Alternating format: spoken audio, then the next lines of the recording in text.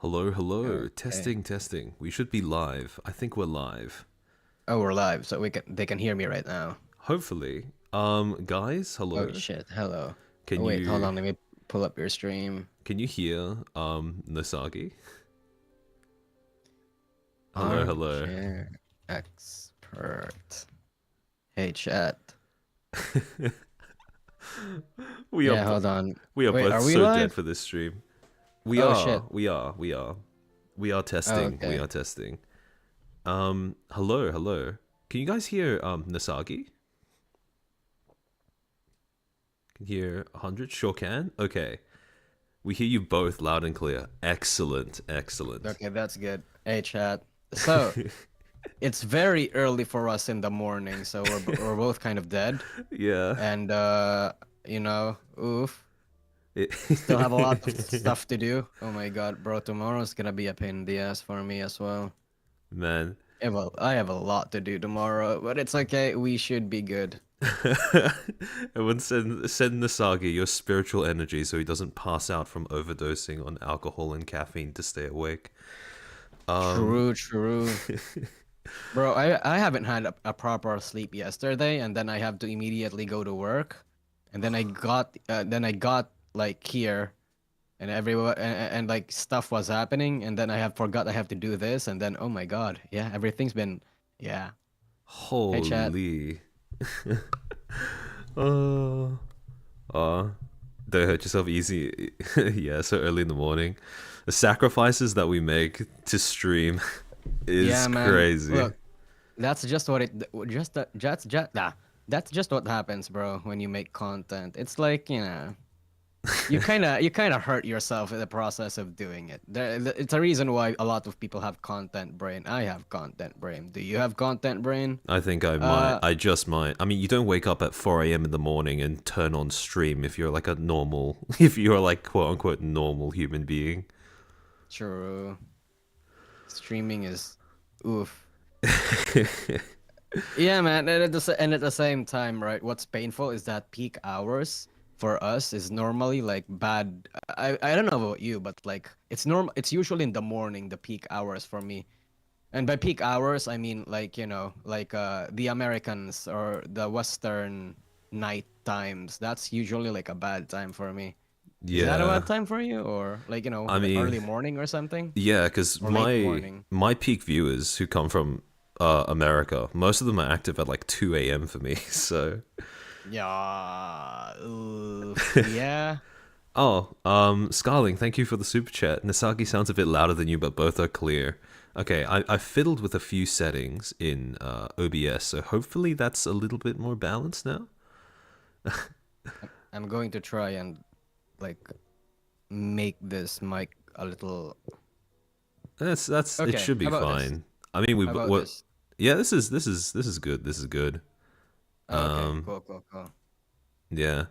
All right. Chat. Hello again. Okay. Oh wait, hold on. You guys aren't showing up on the stream. Okay, give me a second to Yeah. fiddle around with some things. Um, let me just grab you guys and pop you on.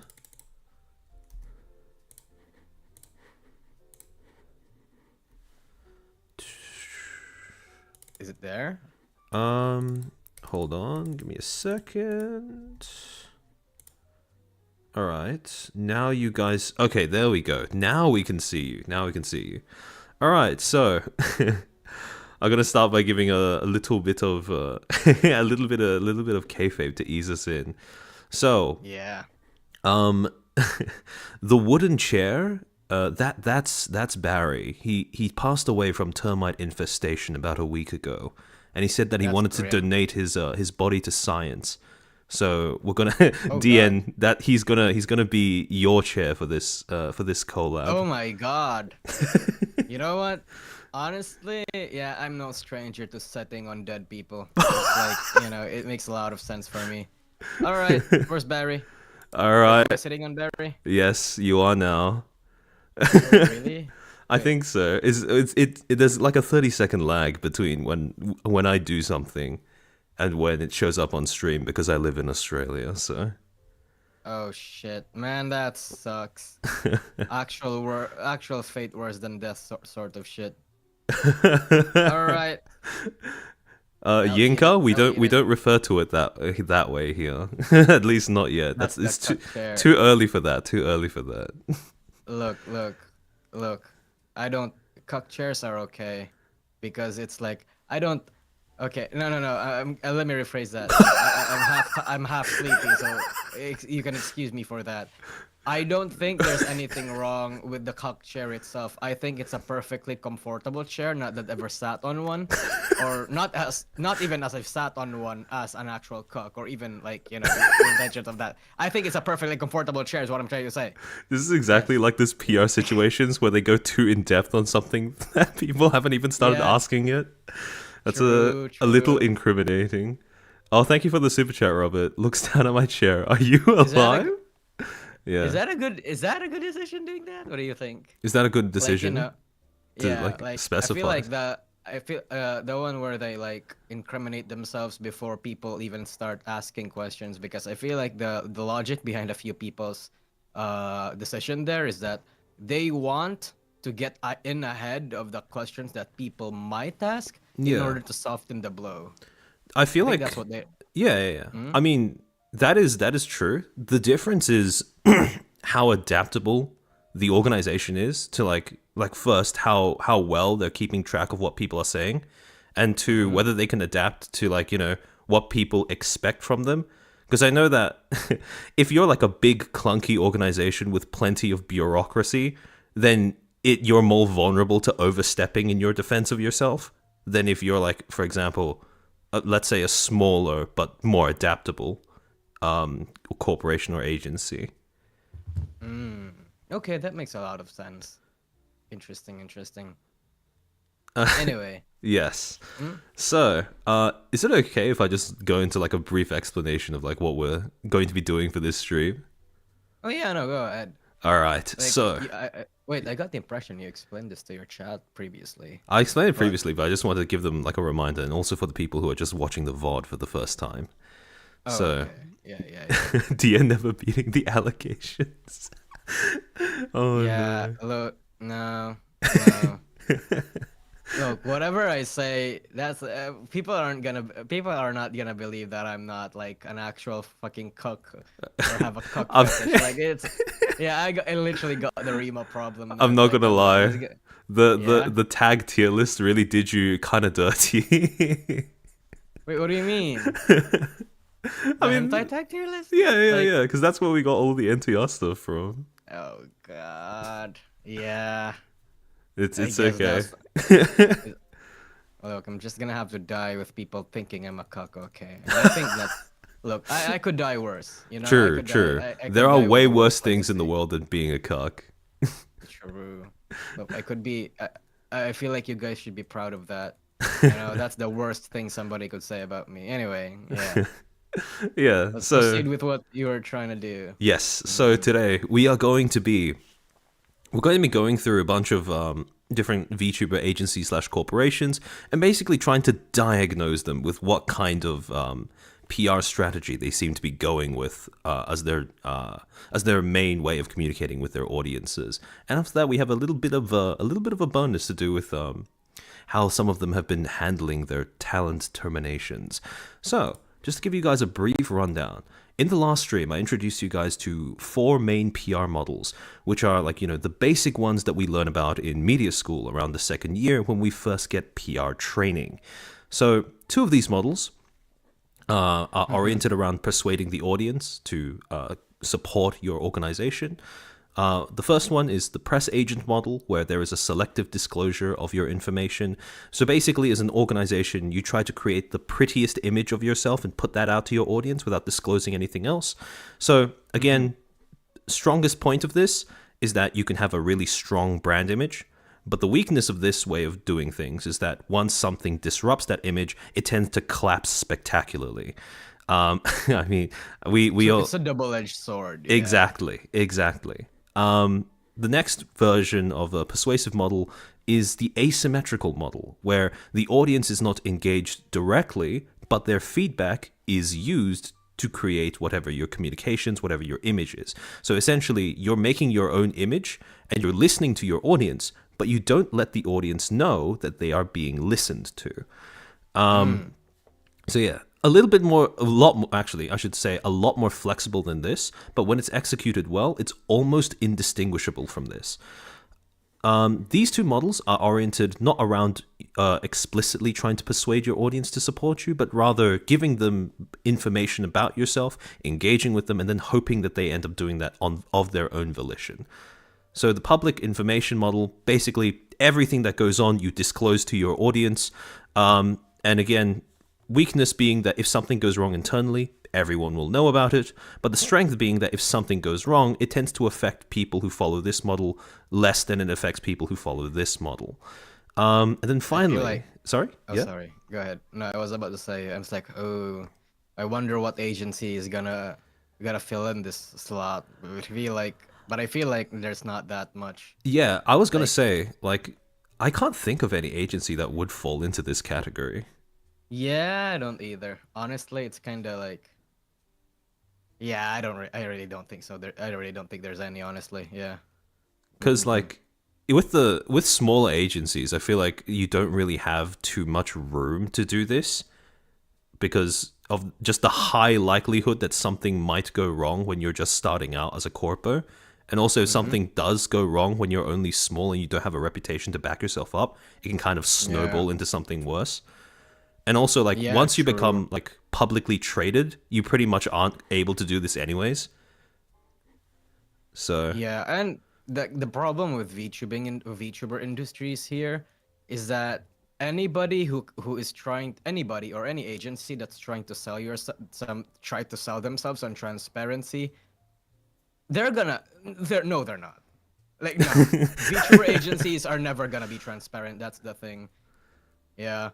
They can't be transparent. The shit that goes behind the scenes, as well as the rampant amount of fucking Menhera episodes that a lot of people have, as well as like the pseudo scummy stuff that goes on. It's kind of weird, right? So it's like, nah, nobody in this scene can afford to be truly transparent. Like in a way that's like inherent in any entertainment industry. Oh yeah, for sure. In the entertainment like communities, because everybody's trying to keep up with appearances. Everybody's trying to be like, it's kind of fake, but at the same time, it is what it is, right? I mean, nobody can change that. Yeah, VTubers aren't the only ones with kayfabes. I guess their organizations have them as well. So yeah, no, that's true. So I wonder what we're gonna do there. Yeah, I mean, it is very possible that, like, I mean, later on, you guys will see. Also, for the last one, which is symmetrical model, this is basically when your brand identity is made alongside your audience. So you listen to what your audience is saying, you let your audience know that they're being listened to, and you engage them directly, build up a shared image of what your brand is like, with the goal of, since they had a hand in making it, that they would be invested in it that way. Oh, Scarling, thank you for the super chat. It's yapping time, gaming chair fun for the next appearance of depressed Nisagi. We're gonna upgrade you from from the cuck chair to like a more comfortable one. Yeah, sure. Hey. And never mind. I'm not gonna say anything else.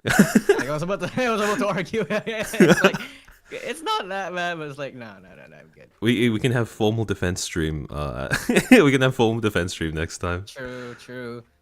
Have a stream just fucking breaking down what I actually said and why people misconstrued it and got the wrong impression.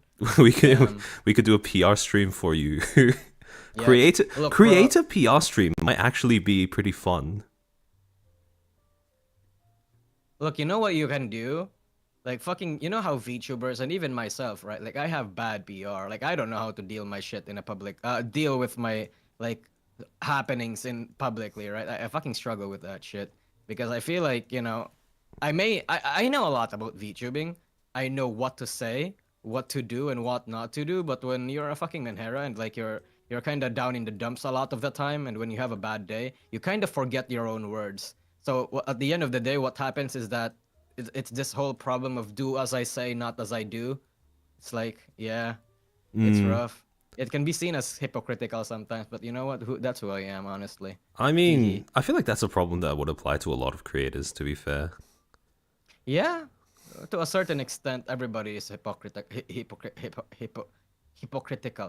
Voice Yeah. critical. Yes, Yeah, whatever. yes.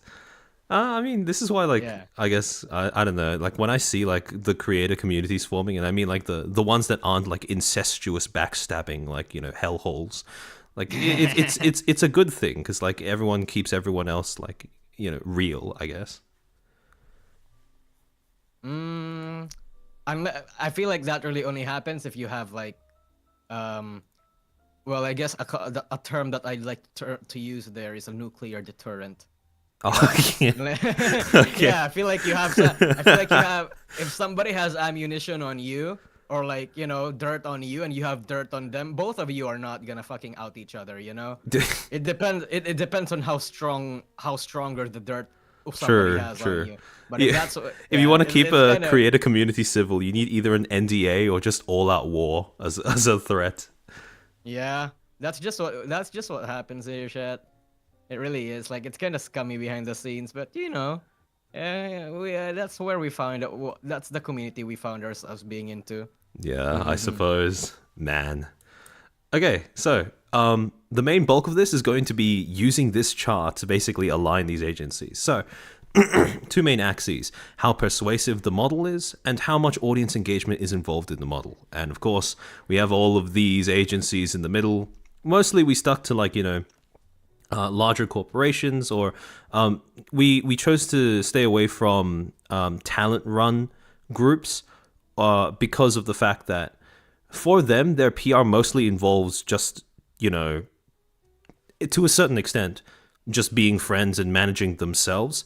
So this what Yeah, we're about to like say might apply like a little bit less to them. yeah. We're, But yeah. we're talking about like indie groups, by the way, chat. Like those are like Videre or stuff. Like people that don't really have like a corporation behind them. Yeah. Yeah. And I mean, with a corpo, like more things can go wrong. So there is, I think, more of a need for PR.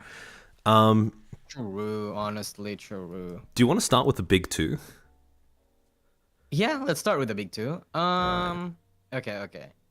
So Hololive? Hololive.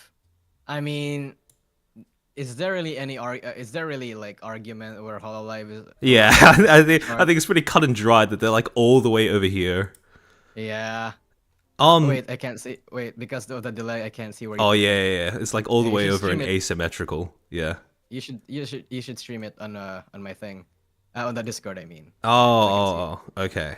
Give me a second, guys. Oh, Rue, thank you for the super chat. Mental instability is the force that keeps VTubing alive. Yep, pretty much. Um, Always has been, honestly. You're not really a VTuber unless you're not. That's the one thing that's like a prerequisite in this industry a little bit, chat. If you're not at the very least slightly mentally ill, you're not an actual VTuber. Fuck off. true, You don't true. I you mean, don't why, belong here. why You're would an you need to become a outsider. VTuber if you're like mentally healthy? Yeah. Just be a Um, normal streamer, bro. true. Jesus. Oh yeah, with the Hollow thing.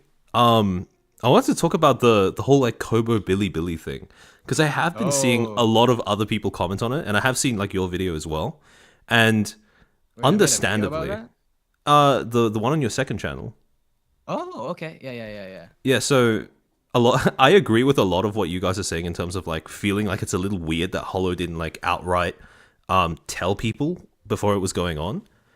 And that their silence and like their silence on the whole like moving back to Billy is it actually happening or not is a little like strange of a PR move. But I'm gonna come out with a little bit of a hot take maybe in Oh that. no. You're gonna he's gonna say, "No, you guys are just losers." No, I'm kidding. Nah, Yeah, nah, go nah. ahead.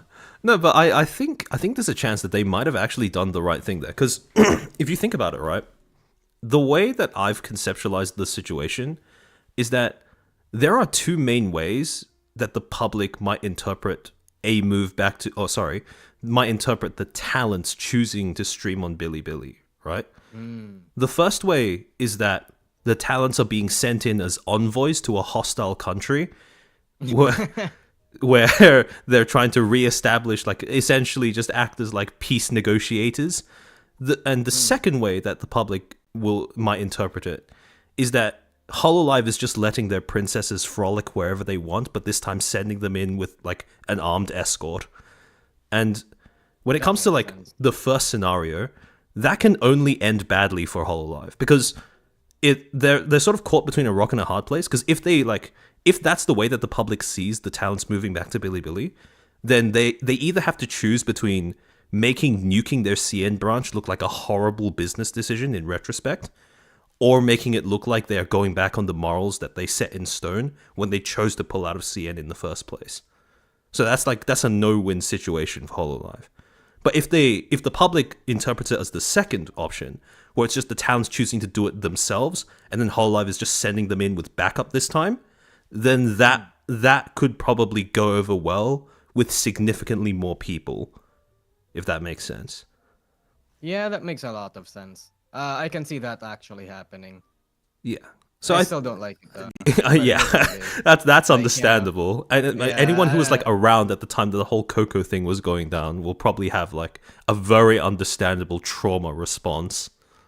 Yeah, man. Look, I just don't. But yeah, generally speaking, I think.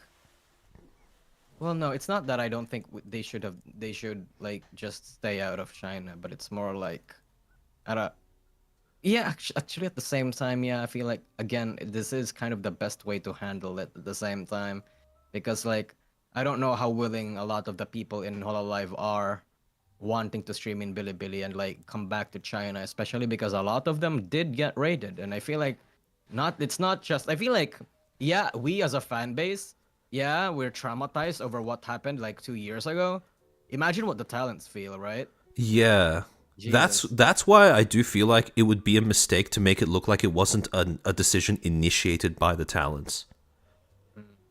Because since like, I mean, the lack of Hololive announcing it, or like the lack of promotion from official Hololive sources, the fact that it was just Kobo like doing it, I feel like that does offset the idea that it was a decision that was like management led, or at least it offsets that look, I suppose.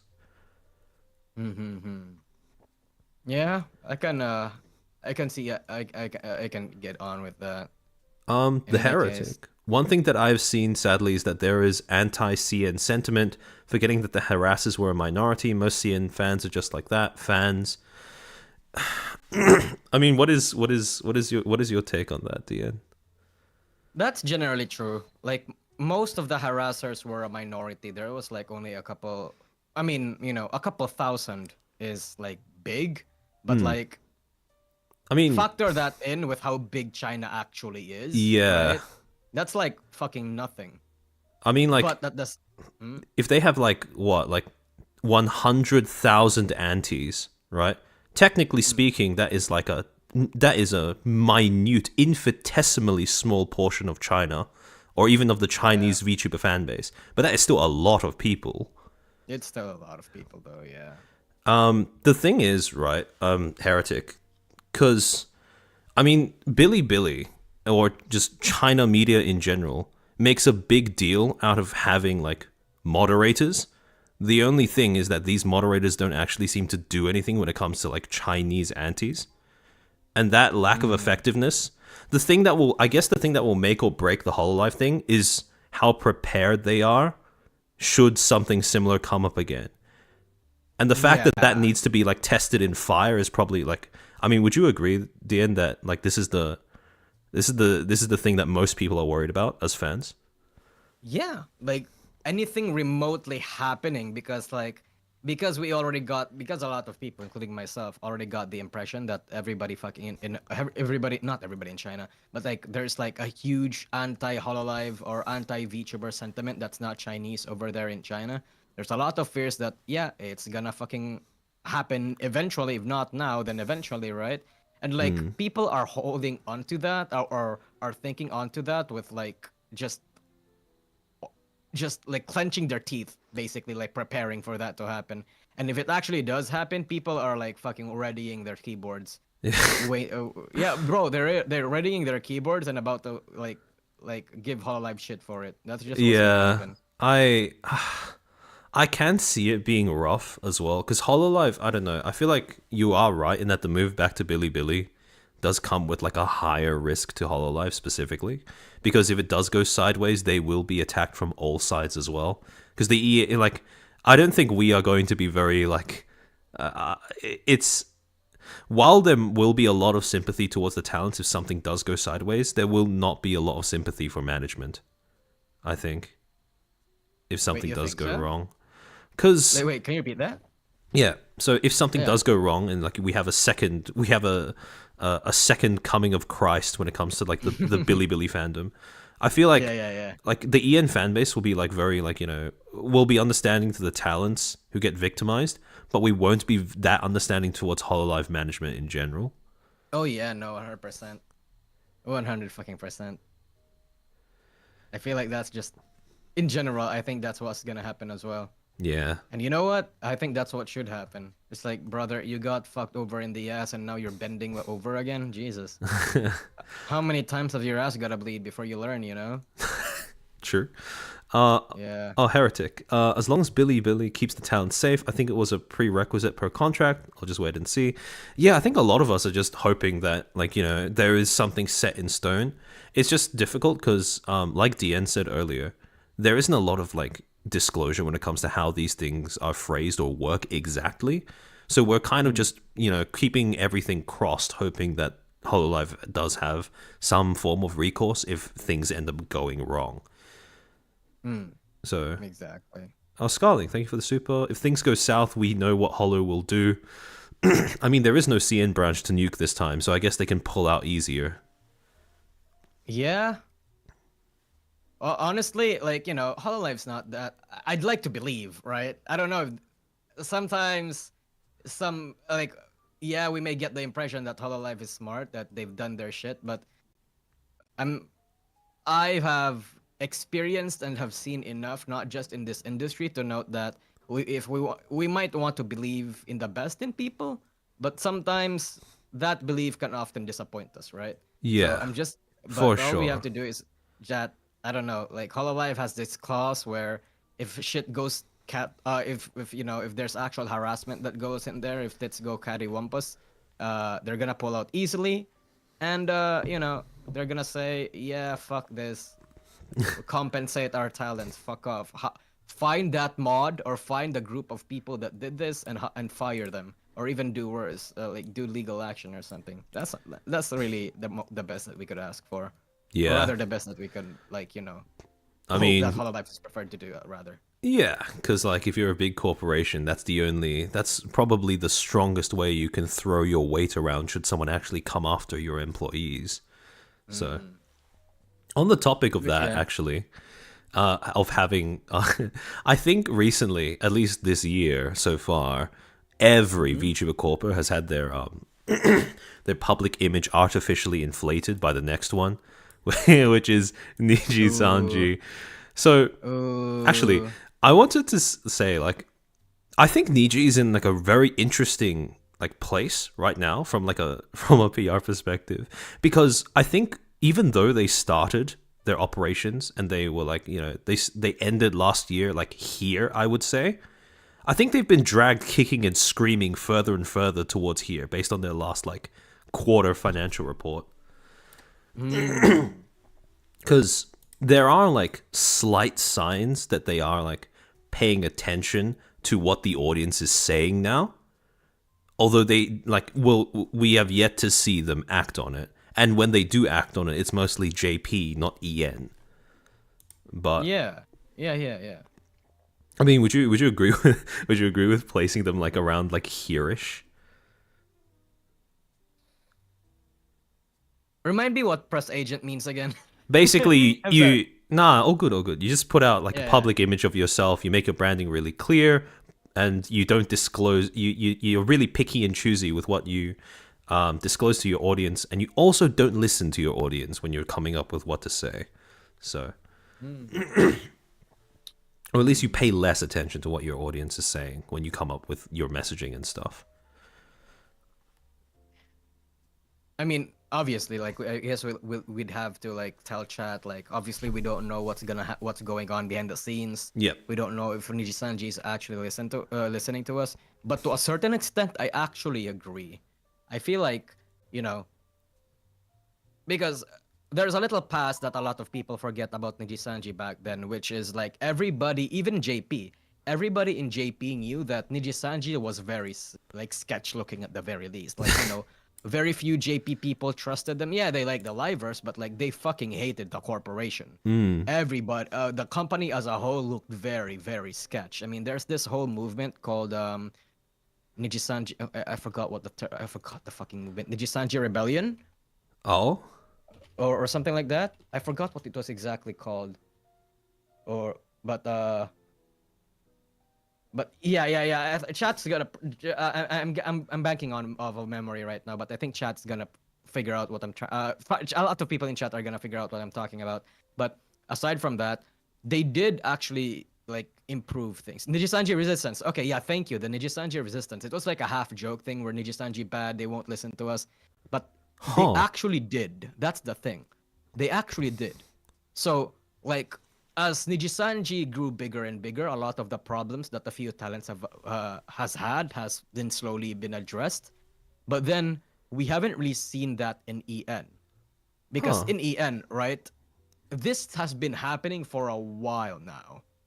And it seems like nothing is really being done to like combat that.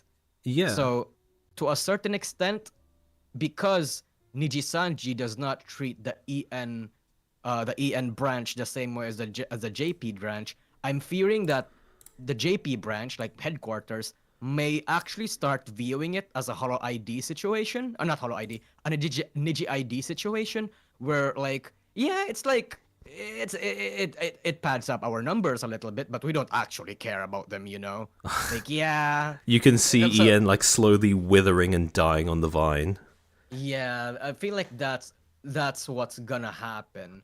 Like, Mm. yeah, we can trust fucking yeah, exactly. Like, Riku Tazumi himself said like, yeah, we're gonna help improve Ian. But you know what he said about how the plans he has for improving Ian? He Yeah. said he's Yeah. just gonna Concentrate fucking on top produce more talents. talents. Yeah. Yeah, Yeah. like like what do you mean? Like that's so like tone deaf, you know? Like, oh my Yeah. god. I mean, Like Jesus. they did say that like the thing that I really didn't understand about like their whole strategy for that in general was that they were saying that they were going to concentrate like pool resources on the top talents at the same time as they were saying that they plan to debut more. Like what is the point of that? Like I really thought that the two like those two approaches towards fixing their issues seem like at best contradictory and at worst like they will cancel each other out like almost completely. No, yeah, no, Because 100%. That has you always been the Nijisanji model. yeah, that's true. Oh, also in chat, when I say persuasiveness, I don't mean that they're necessarily like actually persuasive or successful in persuading. I just mean that that is the main intention behind their model. The intention behind their model is to sell an image, is to persuade the audience overtly to support them. And the last quarterly report put all doubt in my mind to sleep when it comes to whether Niji is going with this, because they did say we have like a small subsect of our audience that are like hardcore fanatics, and we are going to be concentrating on them. So that is the reason why Nijisanji is closer to this end, even though they aren't actually that successful at persuading the audience of anything at this point, or at least the EN audience. The JP audience seems fine, but not the ENs. Do you think do you think that's a good like decision in general? Like I feel like, to without pander to context, hardcore fans? yeah, to just pander to the fan base that we have, because I feel like at the end of the day, as a business, or as even as a content creator, right? Because this is a business that revolves around content creators. I feel like that's the wisest thing to do. Like, at the end, like people are gonna bitch and whine about you, but if you have like a very strong core demographic that Yeah, will support you no matter what you do, buy the shit that you wanna sell, yeah. and like have this mentality of fuck the haters and like all that sort of shit. I feel like I feel like that's the wisest thing to do at this point, you know? To a certain extent, I feel like I could respect Nijisanji if they decide to do that. But Mm, I feel like I can really only respect them if they do that, if they're actually like more transparent about it. Like, yeah. yeah, or we're not gonna change, this is what we are. Take it or leave it. I feel like I can respect that a little better, you know? Yeah. The Yeah. thing is though, on one hand, I do agree with you in that having like a really hardcore like fan base that will support you no matter what is invaluable, regardless of Mm. like who you are. But at the same time, because they are a company, not a sole creator, I don't know if that's a sustainable option for them because they need Mm. growth. And if that is your model and you're pursuing a certain level of growth every financial year, you're kind of reliant on that group staying with you and growing themselves while they do. And like, Mm. I'll be honest, I don't know about how solid of a financial decision it is to spend money on Niji merch and Niji events at this point. So, like, I at the same No, time, like, you're right. You're right. I think you're right, actually. yeah, like Yeah. the fanatics Like, are like good for your like making sure you do have a bottom line, but it's not good for raising that bottom line, I guess. yeah. I guess the problem in that the problem with my not analysis with my conclusion would be, you know, how do you grow as a business if you only cater to that hardcore demographic, you know? Exactly, yeah. Yeah. Because, I mean, that demographic will eat up everything you do, but at the same time, they won't give you any pointers as to how you could expand whatever your operations are. Yeah. Yeah. I think you know what? Yeah, I think you're right. It's like it's a little bit more complicated than that. The more I think about it. Would you agree that like Niji En, Niji JP would probably be slightly different in that Niji En is probably like on this side of the arrow or division, and Niji JP is like on this side? Yeah, I would probably make that conclusion because I feel like the same case was really done in Niji ID. Like Niji ID, like management and everything really cared about the talents and everything, but the corporation seemed to not. So it's like, yeah, Honestly, you're right. I we feel, could probably have like a separate one. I mean, I could like fetch like an any color PNG and just put it here, whereas I put like actually I don't know. It's more difficult because like you said, I do think it's more any color that has this kind of model, and yeah. Niji En aligns a lot more with any colors like practices I would say than Niji JP. Mm-hmm. So yeah. Yeah. Yeah. Let's just have that for now. Oh, Yeah, let's have that for now. Generic Wolf, thank you for the super chat. I will be willing to forgive the CN incident if we got Fauna aircraft carrier in Azure Lane. Do you play Azure Lane? Fauna? I do not play a zero lane, but I like Neither. the waifus, Yeah. and I've seen the hentai from them. uh, Bro, I have based. seen the okay, never mind. No. Go on, go on. So there's this really infamous artist that makes like prawn, Yes. prawn, Yes. prawn of like not the honkai of the girls in that game, and it's all live 2D. So Oh. yeah. It's pretty huge. I actually like it a lot. So that's my only exposure to that thing, and I feel like, oh yeah, waifus are hot. That's really only why I know about them. I forgot his name. No, actually, no, I'm not gonna say it. I don't want chat to see it. Said like a true VTuber expert. I mean, I haven't had too much like I don't tend to like play gacha games just because they're like massive money sink and I'm already in debt. But Oh shit, brother. You good? no, Damn. I owe money to my government for paying for my university fees. That's the extent of the debt. Wait, But how the it's you have still you had scholarship? How does that work? I did have one for like my first 2 years, but yeah, basically for Australia, right? Your government pays for all your uni fees and just puts it on Yeah. like a low interest debt that you only have to start paying back once you get above a certain tax bracket, which I Oh. have yet to hit. So, but I still owe the Okay. money, which is like a little bit of a burden on my mind. But yeah, So, question. yes. Because to a certain extent I think tax evasion is based. Um, Are you gonna get me to admit to a crime on stream? No. I'm just thinking. I'm just saying, right? I'm just saying. Theoretically, Yeah. theoretically, you don't go above that tax bracket. You never have to pay the tax, right? Is that how it works? I mean, Oh, no, that I mean. yeah. Yeah, it's gonna hang over your head forever, but technically, like, technically, I could just live off of like, I don't know, government welfare and just skirt the line underneath the lowest tax bracket. But I don't know. That doesn't really appeal to me as like a lifestyle. You know what I'm saying? okay. But what if you marry like a rich woman or a man, depending of you know? How would that work? Would that work? I feel like that would work. I have that poverty riz, that True. indebted riz.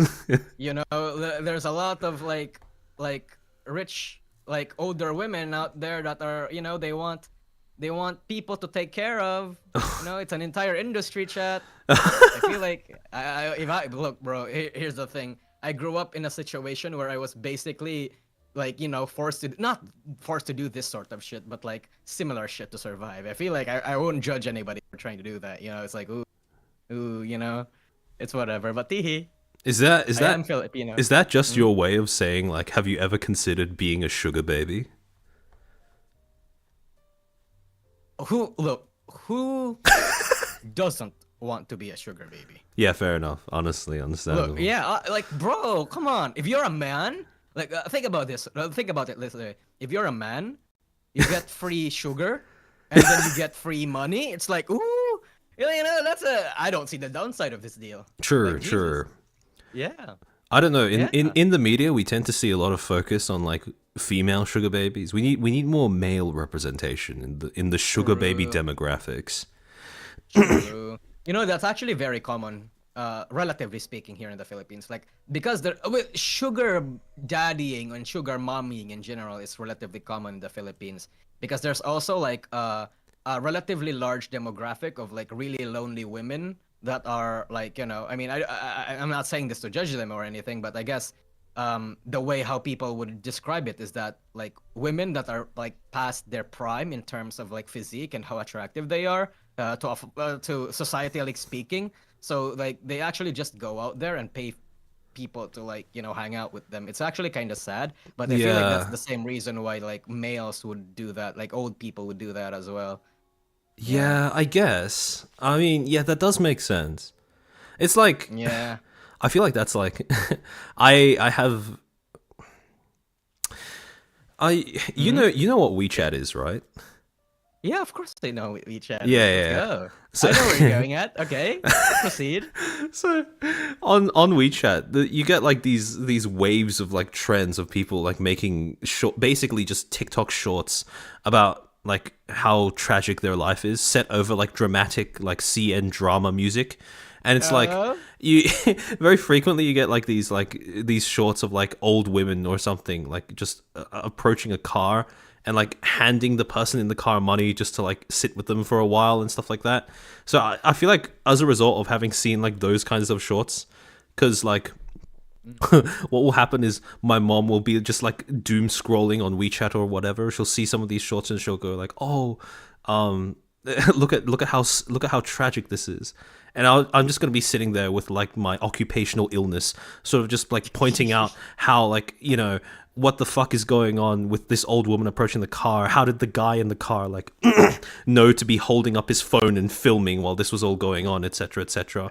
And like it's like it's at the same time like I know all of that stuff is like fake, but the phenomenon is real, and that kind of like that makes it seem like a little bit more sad to me, like the whole like sugar babying thing. So I mean, to a certain extent, it is right. Yeah. Like I feel like if you won't have, if you have the option not to, and if you are in the situation where you don't have to, nobody would want to be like a sugar baby unless like they need the money. Or I think that's the thing, right? Because sugar babying is hotter if it's a choice, you know? True. Yeah, and because the thing about sugar, about that culture, right, is that yeah, everybody kind of wants to have a sugar daddy or yeah, it's mostly sugar daddy or a sugar mommy Yeah. until the mommy or the daddy starts wanting some sugar, and then at that point it's like, ooh, yeah, I'm starting to regret this. And to a certain extent, I don't blame them for starting to regret it. It's because at the end of the day, even if they don't realize it at the time, they were kind of forced to do this. Yeah. Yeah. Yeah. So it's kind of why are we talking about this? I feel like True, true. we got derailed. Oh my god, tangents upon tangents upon tangents. Let's Yes. I'll also Yeah. I'll get to super chats in a second. I'll get to them in a little bit. So next one. Which one do you want to do next? Let's go for VShojo next because they're basically top Yes. 3 at this point in the EN side of things. Yeah, fair. Where would you put them?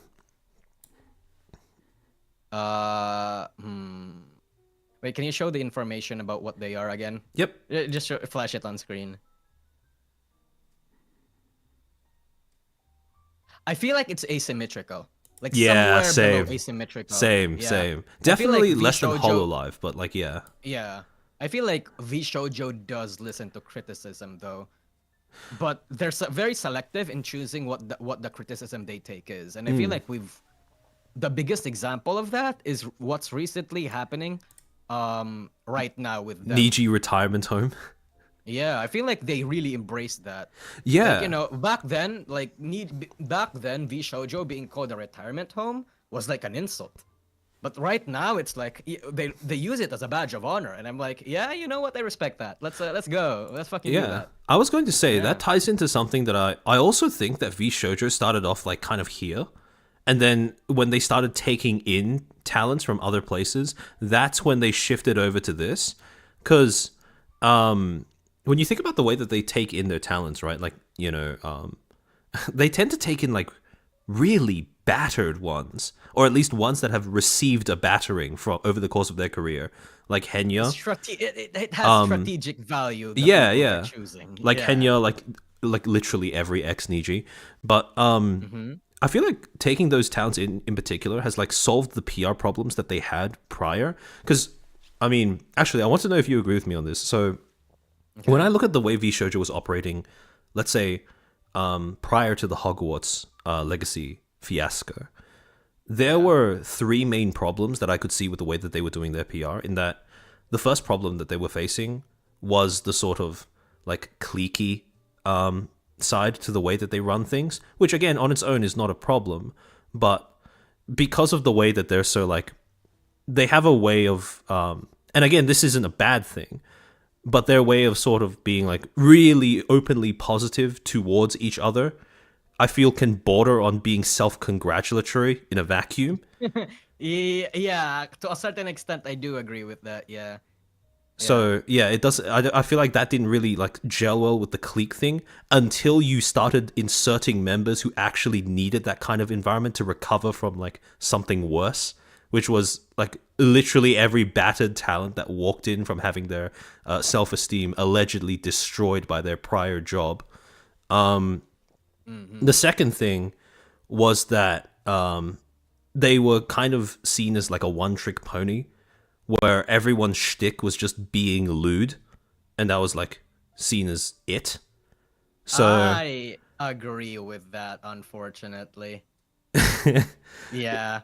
Like, yeah, I don't want to say it, but it's like I don't want to say it, but it's like the whole fucking sex and toilet humor. That's like, ooh, that doesn't jive with me, fam. But it's whatever, it's not the crime, but it's yeah. like, yeah. I mean, again, like I mean, one of the first VTubers I started watching was Iron Mouse, so like personally, it didn't really like bother me that much, but I can see how that became a thing, or like an impression that people would get from them. And I'm trying to think, because I had a third one, but it's not coming to my mind right now. I mean, to a certain extent, right? Yeah, I feel like if they are the lewd people, I mean, they're not really the lewd group at this point. I feel like at this point, the indies are a little bit more lewd than them, and I feel like the only reason, because here's the thing, I'm a fucking coomer, right? Like, yeah, of course I like sex joke, of course I fucking like, I appreciate my tasteful displays of that sort of content. But I feel like if it's overused, that's or like extremely over, that's when it starts to lose a lot of its appeal. Hmm. And them having that identity was not necessarily a bad thing Yeah. because like nobody was kind of like that in the industry. Yeah. It was But branding. because yeah, it was yeah, exactly. And because they took that mantle in, it's like, ooh, yeah, no, that's not what It's you do. Sumo Night. You don't think Kason was battered? I do think that Kason was battered and that she did, like, like from at least from an outside perspective, it was good to have her in that kind of environment. But the recruitment of Henya was what made that, that anomaly into a pattern. That's why I Yeah, think true. from Henya's acquisition was when they were able to pick up on that becoming like a part of their brand identity and then lean into it. So that's why I say Henya as the turning point rather than Kason. I mean, even then, PR wise, it was really Henia that saved them because it's like, you know, bro, Remus in back in 2020. chat. Hmm? Remus in What? chat. Said Oh, Nijisanji. Rima's in chat. Oh my god, I didn't see you, I'm a Rima's. I'm a God, Kumo. it is true. It is true. Like I do enjoy it, but Guys, like, guys, clip that. Nosagi just said it's true to him being a Kuma, guys. oh my god. No, look, you know what? I wear that on my sleeve. Like honestly, if you're a VTuber and if you're a VTuber fan and you're not a little bit buddy or you're not a little bit Coomer, Yeah, honestly, yeah, fair enough. yeah. Just like how you can't be a VTuber without being without being a little bit Menhera, you can't be a VTuber fan if you're not a little bit Coomer. You are Sex has to so appeal. based for that, so based. No, exactly. Look, you can't enjoy VTubing without enjoying that. It Yeah. is what it No, I is, right? agree. Like, come Yeah. on. Yeah, Like one hundred unironically, percent. that is true. Yeah. Yeah. But anyway, back to what I was saying, Yeah. right? Um, it was even PR wise, especially after the disaster of the Wizard Game saga, and after the disaster of what's his face of Silvervale, Nianers, and Vebe leaving. Yeah. Nianers was really the only one that actually not Nianers. Henya was actually the only one that actually got people to start talking about them again in a positive light Yeah. because it's like for a while everybody forgot about what happened. Well, not everybody. I'm Oh exaggerating yeah, there, yeah, but yeah. yeah, but like people stopped talking about what happened to the three members that left. No, they started only talking about what's going on with Henya. Why is she joining VShojo? Oh my god, thank you VShojo. So I feel like that alone just tells you the actual impact of Henya joining the agency. Yeah. It's actually so fucking good. For And you sure, know for what? sure. Mm-hmm. Oh yeah, So that was the third point that I'd forgotten up until now, which was that another problem, and this was especially large during the whole like Hogwarts thing, was that mm-hmm. I don't think VShojo. Well, I like correct me on this if I'm wrong, but the impression Mm-hmm. that I got from looking at it was that it sent a very public message that VShojo was not equipped to defend their talents or protect their talents. So I mean, is that I something that you would mean, agree with? so I think the reason why VShojo cannot protect their talents is because the talents themselves are the ones that actually put themselves in a negative light. They're the ones that actually like respond to like trolls. They're the ones that like, make themselves look bad. They're the ones that say mean comments. And that's like I've said that, right? But that's like one of the negative aspects when it comes to absolute like talent freedom. Nobody third wrangles you. Nobody tells you that hey, maybe not do this. I mean, yeah, somebody could tell you not to do this, but at the end of the day, right? It's up to you if you want to listen to them or not. And like Huh. I imagine because of what happened, most members in VShojo probably did not listen to like the people that are um telling them not to do that shit. What do you think? Yeah, no, I think I agree with that. So the main thing that I'm seeing with like VShojo's like whole like PR situation is that because they've changed the members who are in them, I guess it's not so much that their operation seems to have changed that much because they still seem to be like Yeah. pretty hands off with what they do with their members. It's just that that hands off approach now looks like a good thing because the members who Yeah, are now joining are used to an environment where they get absolutely zero freedom or support. So, exactly. That was actually my exact point in my VShojo redemption video. and I don't know why, but a lot of people disagreed with it, and I'm like, what do you mean you disagree with it? I think It's like, what do you mean? It's like, when I feel people like were that's disagreeing, I would assume that they're disagreeing with like, I guess saying that being like, I guess they were disagreeing that being hands off is on its own a good thing. Maybe I I mean, don't that's know. not even what I said. That's not even what I said. It's like that approach has become a good thing. That's what Yeah, I said. But maybe it was just like uh them not understanding what I said, or maybe me not conveying what I wanted to say in the in the proper light. I don't know. But regardless, right? That's just what happened. fair enough. Um, Yeah. Actually, the next biggest corpo in the EN sphere, would you agree that that's like Phase Connect as of right now? I would I mean if we want to play like pure numbers, right? Like subscribers, Mm. I would say it's Idol. But in terms of how big the community is, I would say it's Phase Connect, yeah. I feel like Phase Connect does have a more active fan base and a lot more like engaged fan base than Idol. Idol has a lot of casual viewers, but like Phase Connect, I feel like Phase Connect is more established, yeah. The whole like So let's go idol with that. having more casual viewers, I think that's like maybe a side effect of using shorts as like a It large is. promotion strategy. So 100% it is. And I don't know why, but a lot of people get the impression that's a good thing. And me personally, I don't think that's a good thing. number go up, There, number go up. y- yeah, that's just not how it works, in my opinion. I don't know. I mean, I this is like a whole other tangent, but shorts content is just so diametrically opposed to streaming. Like, I right? cannot conceive of how you can come up with a content style that is more, like, even more of an opposite to the kind of content you make when you do a live stream. Like, yeah, I just this is like my whole like because personally I hate shorts. I hate that shorts is like being so pushed. So like, yeah, I don't know. Same. It's Hey. bruh. Look. You said what I've been thinking for a while now, and I also have something to admit. Yes. I have really only watched like 3 Rin Penrose shorts, and it was for research purposes. I don't like shorts, and I don't like the fact that it's being pushed in the industry. I But mean, that's just a me like problem. Rin's shorts are like objectively speaking, they are really good. It's just that like I just don't like shorts. Maybe, Yeah. yeah, Yeah. yeah. I feel like it's a preference thing because I do prefer my long form content. Like I'm not brain rotted. My attention span is not like bad enough Is it? to like to a point where I can't fucking, you know, I'm not Yeah. brain rotted enough, and I feel like that's a good thing. I don't know if that. Yeah, I feel like that's a good thing. I'm not brain rotted enough.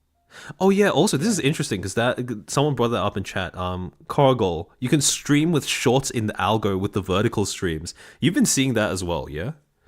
Yeah, I've been seeing that, but I feel like that's not really a problem because that's a format. Yeah, yeah, Like yeah. vertical streams are not shorts. I That's think that's just like I think that's a really interesting compromise between the two. Although you do have a lot of like dead space on the screen, which I don't like. You know, I feel like that can be a little bit of a waste of space in my opinion. But like, yeah, if it works, it works. yeah. I I mean, think. I don't have any. Have you seen that happening on JP side as well? Because I think I see more of that kind of stuff happening on EN. Yeah, I've seen a few Nijisanji. Did I just out my? I, I've seen a few VTubers stream like that. Yes, Yeah. even Hololive ones. Yeah, like Huh. it's very like not. Yeah, it's what you said though. It's not as common as like EN stuff. Yeah. Chobanogo base chair. Yeah, all the shorts haters rise up in chat. Holy fuck. I mean, I Um, don't have it. Chat, like, okay, before people fucking, like, misconstrue what we're saying, it's not like we're not saying there's nothing wrong with shorts. It's just that we think we just don't like it. That's personal a personal preference. opinion. Personal preference. Yeah. Mm-hmm. So Um, anyway. yeah, Oh, Face Connect. I would put Face Connect like around here. I think wait, where? like Uh, here. Symmetrical. Yeah. Since I'm half asleep, what does, actually, yeah, Symmetrical I'm is actually, yeah. yeah, It's just audience thank you. engagement, but not overtly aimed at persuading them to support them. Yeah, I agree. Yeah, you know what? Let's explain why. I think the reason why is because Phase Connect knows their demographic now. Phase Connect knows where they thrive. Phase Connect knows what like what their niche is and who they're known for, and they lean into it. Yeah. Like, And you the know, thing is, they like, oh yeah, keep going. yeah, no, I think the more I think about it, I think we should put VShojo a little lower in, like, yeah, Like lower in here? the symmetric, yeah, like somewhere around there, because I feel like, you know, originally maybe they did not want to. Originally they did not want to be known as like the Menhera sad girl appealing to, like, you know, Yeah. appealing to a certain demographic, but it feels like right now they don't really mind any. Yeah. Maybe we don't know what behind the scenes is as to what their plans are and the PR perspective that they want the public to have. But from the outside looking in, it feels like, yeah, no, I feel like they don't really care at this point.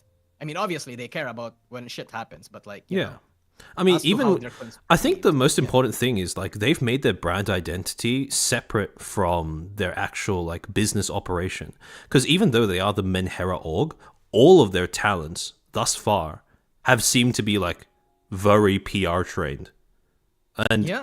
even if they're not making like a PR statement, I just mean like PR trained in the sense that they display like basic admirable human qualities, which is like kind of, it sounds like kind of like a low bar, but it is Yeah. very important that you do have that. Like, you know, it's kind of like a situation where it's a low bar, but it's important to jump anyways, you know? Yeah. And look, armchair, I feel like you already know this, or maybe you need this worded out. The VTubing industry has a very low bar to anything. So the slightest bit of human sympathy, of human kindness, of being a little bit considerate, of being like a little bit smart, or uh like future yeah, no, that's like a good thing. Like a Yeah. huge good thing, because Yeah. everybody's expectations in this industry are so low for some reason. I mean, no, actually I know the reason. I just can't get into it right now because I'm half asleep. But like, Fair. yeah, that's what happens. That's what's happening. I mean, And like, so yeah. Oh, no, no, keep going. I know you go. You go. I was gonna say, like, Pippa recently did a stream where she was talking a bit more about the Offkai thing, and again, it was like very clear that when she was speaking up about Offkai, and basically, like like I said last stream, where she was basically like, you know, saying, yeah, things went wrong, but like don't like write off an entire convention and everyone in it for that reason. Like, that's the sort of stuff that I would expect someone to do, like just. Like Normally. a normal, yeah, like a normal that's a- human response to that kind of That's the situation. the most lukewarm fucking Yeah, thing ever, yeah, right? But yeah. then inside the context of VTubing, It, yeah, it looks like a massive PRW, and to some people it might look like an actual like PR thing, even though like again it's just like basic, like, you know, just it's just like basic human empathy. decency. Yeah, that's Yeah, that's no, crazy 100%. to me. But yeah, I mean the fact most- that yeah. Oh, sorry. Go. Yeah, the fact that Face Connect is able to consistently hit that mark is like, I think it is part of what makes their brand a lot more human than some of the others. Because with Hololive, you are never going to get. I don't think you're ever going to be able to reach that level of humanity because they are idols. And They're made to be perfect. yeah, exactly. And with VShojo, like whether they hit that or not, kind of fluctuates from member to member and from time period to time period. With Niji, I mean, their management stops them from being able to do that. So, like, the problem with Niji is that they've become defined by their management, even though that's not a good thing. So, Yeah, that's never a good thing. yeah. So Face I mean, Connect plus- is like quite different in those regards. True. And you know what? You know the one thing that I appreciate about Face Connect and their Menheras? Because the most absolute difficult, but also kind of a must-have talent or skill that Menheras have is to be able to monetize, weaponize, and turn and like switch their Menheras on and off. True. Like, you know, look, if you're going to have a mental breakdown, at least like fucking At least turn the camera on. yeah, at least turn the camera on. Like, don't do that when you're like all alone and sad on your. No, man, make money Yeah, from based, it at the very based, least, right? based. Especially if like your fan base or people already know that you're a fucking like you break down behind the scenes. It's like, oh yeah. I mean, yeah. I mean, this is like the kind of that mentality is so. That's such a streamer mentality, but I agree with it Yeah, so I- much. I have content brain. I'm infested with. Nah, yeah, content me brain too, at me this too. point, bro. If you can't monetize your trauma, what are you doing? You know? One might see that as a very unhealthy thing, right? Nah. Being You unhealthy is know? not being able to pay the bills because you're Menhera. If you can pay your bills True. with your Menhera, that is next level empowerment. You know what I'm saying? Yeah. Look, I'm actually, you know what? I'm actually just one like bad day away from just monetizing how fucking crazy I am and how bad like my days go usually behind the scenes You, because like, you know, I frequently have bad days like since December because of like circumstances around me. I've never begged my chat to like give me money. Oh my god, woohoo, tee hee, you know? But you know, the more I see how much fucking money people get from doing that, I'm like, ooh, you're like this that's close to your getting a Joker moment. yeah, that's getting a little bit tempting, you know. I I mean, might. if you package it as content, then I don't know. I mean, like it's yeah. I don't True. want to like encourage or condone that because just as a blanket statement, that's probably not great. But I mean, if you must let it out into the world, it's better you let it out in a controlled way, no? Yeah, no, that's true. That is so 100% true. Like, you know, oh my god, I'm already known as the unhinged fucking bunny fucker over here. So it's like, Bunny why not fucker. lean into it? You know, why not lean into it? Why do I reject who I am? What Yeah, people know me for? fair You enough. know, Self love, God, self love. I'm losing so much fucking money not doing what I want to do. Like you have guys, you have no idea how I'm nerfing myself. No, I'm kidding. Or I'm am I? keen. I'm keen for the DN. I'm keen for the DN unnerf. True. Oh, Scarling, thank you for the super. Vertical streams appear in shorts recommendations. Maybe that's the solution to declining attention spans. We just have more vertical streams to bring people's attention spans back up. Is vertical streams like the actual like I feel like vertical streams are just a format. I don't think it has Yeah. anything to do It with gets you know with apparently it gets anything. recommended by YouTube in its shorts section though. So people who But that's usually just watch shorts will get recommended like vertical streams as well. I feel like that's YouTube like artificially fucking like I guess maybe. forcing people to just do that. I feel like that leaves a bad taste in my mouth. Yeah, same. I Yeah, mean, look, if I just want attention spans to go back up. Like holy, please. true. Please. But at the same time, the memes that come out from fucking brain rotted individuals are pretty funny. So it's like, you know, I feel um, like I don't know that has ruined like well I say ruined but like I mean we watched like Annoying Orange as like children so I guess it's I like did not not. that different. Oh really? I did not. I did not. I Damn. did not have the luxury of watching that sort of fucking content when I was a kid. Oh Yeah, man. bro, I was selling fucking like cellophanes to like live and shit. Yeah. Damn. It's pretty weird, but yeah, you know, tee hee. But yeah. I am aware of it though, because some of my like relatively rich friends back then would like talk about like stuff that they found online, like angry Germans. Like, oh, what is angry German kid, guys? And I feel always left out. Yeah, it's kind of funny, That's but how I'm I here felt with now. like mainstream content because people would start talking about like Star Wars and some shit. I'm like, bro, what is that? Yeah, true. You know, Man. yeah, that's actually very fucking true because I don't know what's going on in like mainstream anymore. So I always like ask my friends. It's like, oh hey, can somebody explain this? I actually feel like I'm doing that as well because I feel like I have never been so connected to the internet in my entire life, but at the same time I never felt so much disconnected compared to everyone, connected as anyone else. So it's like it's kind of a dilemma. Not a Yeah. dilemma. It's a It's kind of weird weird. paradox, yeah. Exactly.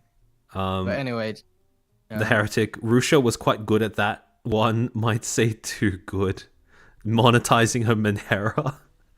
Bruh. Bad Yeah, I taste in the feel like mouth. at the end of the day, right? Yeah, like okay, look, we can make all sorts of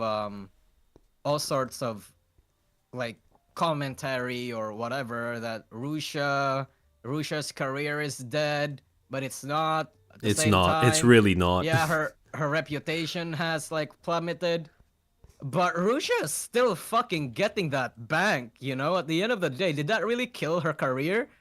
Like, yeah, It's sure, like people don't like her, but it feels like, it's like you what we know, said earlier though about like how having like catering to like a hardcore fan base that will support you no matter what is a lot more like feasible when you're an individual creator versus being a corporation. Because like I feel like Rusha is a great example of that working out well for an individual creator, something that would not work for like a corporation. Yeah, but Rusha would probably say that, no, I want to go. No, I'm kidding. I'm not gonna put words in her mouth. But you know, Fair. I feel like that's what she would do, especially with like, she's not as unhinged right now. Maybe she always has been unhinged, but right now, but she's more open to it right now. But like, her position is a bit of a weak spot. But yeah. Anyway, I feel like we derailed we got derailed a little bit again. Wait, before we move on, I just want to read out one more super chat. Scarling, bad taste in the mouth. It's just like sex. Deal with it, DN. So, True. I should just fucking take it and open my ass and then let myself get lobotomized. Oh, sodomized rather. Yeah, maybe that's what I should do. Honestly, it's just way easier that way. To a certain extent, there's like a point in your life, chat. I don't know. I mean, a few of you guys have probably experienced this. There's a point in your life where you just don't want to do anything. You just want to be like mindless. You just want things to be done for you, to be said for you. You don't want to think. You don't want to do anything. You just want to lay there. yeah, You know? fair I feel enough. like, I've been there. Yeah. yeah. That's very. Sorry, I I'm feel just like I'm just hung up on what you said earlier. Like, open Wait, your what did I ass. say? It's lobotomy time. Oh, okay. No, sorry. I have a very creative not creative. I have a very I guess the term there is colorful vocabulary. No, yeah, that's a I good know thing. photo- That's something I that know can fault only of my serve you own. well as a creator. Hell yeah. Look, I'm actually about to double down on that, right? Because I Yes. feel like at the same time that's really what people like me for on my streams. Bro, the streams that I get the most super chats are the streams where I go on entire unhinged rants about literally anything and use like a shit ton of like very weird but at the same time like words that make a lot of sense but not Yeah. really. I don't know No, how I to mean describe it people are either. starved for that, you know, because like everything nowadays is a fucking cliche when it comes to the way that people express themselves. Because that's just the easiest way of getting an idea across to the most people. Like when you use a metaphor, right? When you say like I don't know, I can't think of like a one off the top of my head, but basically when you like use a metaphor too much, the metaphor starts to become like the exact same thing as the thing that it's supposed to represent, and it kind of like loses meaning that way. So when you come up with stuff, even if it's unhinged, right, as long as it's original, it tends to do a better job at getting across what you mean to more people. So that's like an actually That's like good thing. So you're saying I'm saying I we should need be more we need more open your ass, it's lobotomy time. true. True. Fuck. Maybe people just don't appreciate. Maybe I've been catering to the wrong demographic this time. They just don't see my genius. That's all. Yeah, I mean, Yeah. yes, we are all misunderstood geniuses. Yeah. True. Um, So, do we want to go back to what we yeah, were yeah, talking my about? bad. Yeah. No. It's okay. All It's right. okay. I mean, I guess I Idol's keep next on the pushing. chopping block. So, where would you put Idol? Um. Where do I want to put Idol? Because I feel like Idol. yeah, Oh, sorry. I was gonna I feel say, like Idol. oh, okay. No, yeah, I you feel go, like you go. Idol's kind of in the on the asymmetrical side where they kind of want people to like them. Okay. You know. Yeah. Like. Oh, sorry. They want. I guess the term there is okay. I think it's press agent where like they want people to know that they take in their criticisms or something. Was that it? Asymmetrical is when you listen to your audience without letting them know that you're listening. Oh, okay. So, press agent is the one where you let the audience know that you are listening, right? Press agent is when press agent is basically you just have an image that you put out to the public and they don't know if you're listening or not. Oh, okay. So again, Okay, like I I said, think, like if you execute, like there are times when this is very difficult to tell apart from this. Yeah. So Actually, what? Okay, yeah. public information. What's public information? Public information is Yeah. you share everything. Oh, okay. Yeah, I think asymmetrical. Okay. Like somewhere in asymmetrical. Probably Like here-ish? I think Yeah, I like honestly think they lean slightly closer to like press agent, to be honest. Because yeah, that's what I was thinking as well. they're like it's kind of like the things that they share are oddly specific. So, I'm going to do. The thing is, right, especially when you compare the way that Idol does PR versus the way that FaZe does PR. The thing is with FaZe, we do not know the specifics of, like, for example, their stats or their numerics or like the minutiae of what like the talents, contracts, compensations and stuff are, but we know very clearly the effect that it's having on the talents in terms of like being able to see it and also having the talents talk about it on stream. But with Idol, it's kind of like the opposite, where we know like specific details about the whole like compensation amounts, some things to do with their contract very specifically, but I feel like we hear less about the effects of that on the talents. Would you agree with that? No, yeah, no, 100%. I feel like at the end of the day, how do I want to say this? I feel like Idol definitely has like an image that they want to push out there into the public, and it's like, I don't know if that's working, but maybe it is a little bit. Yeah, actually, you know what? I think it is working. So that's why I actually think it's a little bit more on the press agent side. Okay. I mean, we could like move it over here, to be honest. You think so? Yeah, because I mean, how do I put this? Their communications, at least thus far from what I've seen, it doesn't look like they're operating off of feedback as much.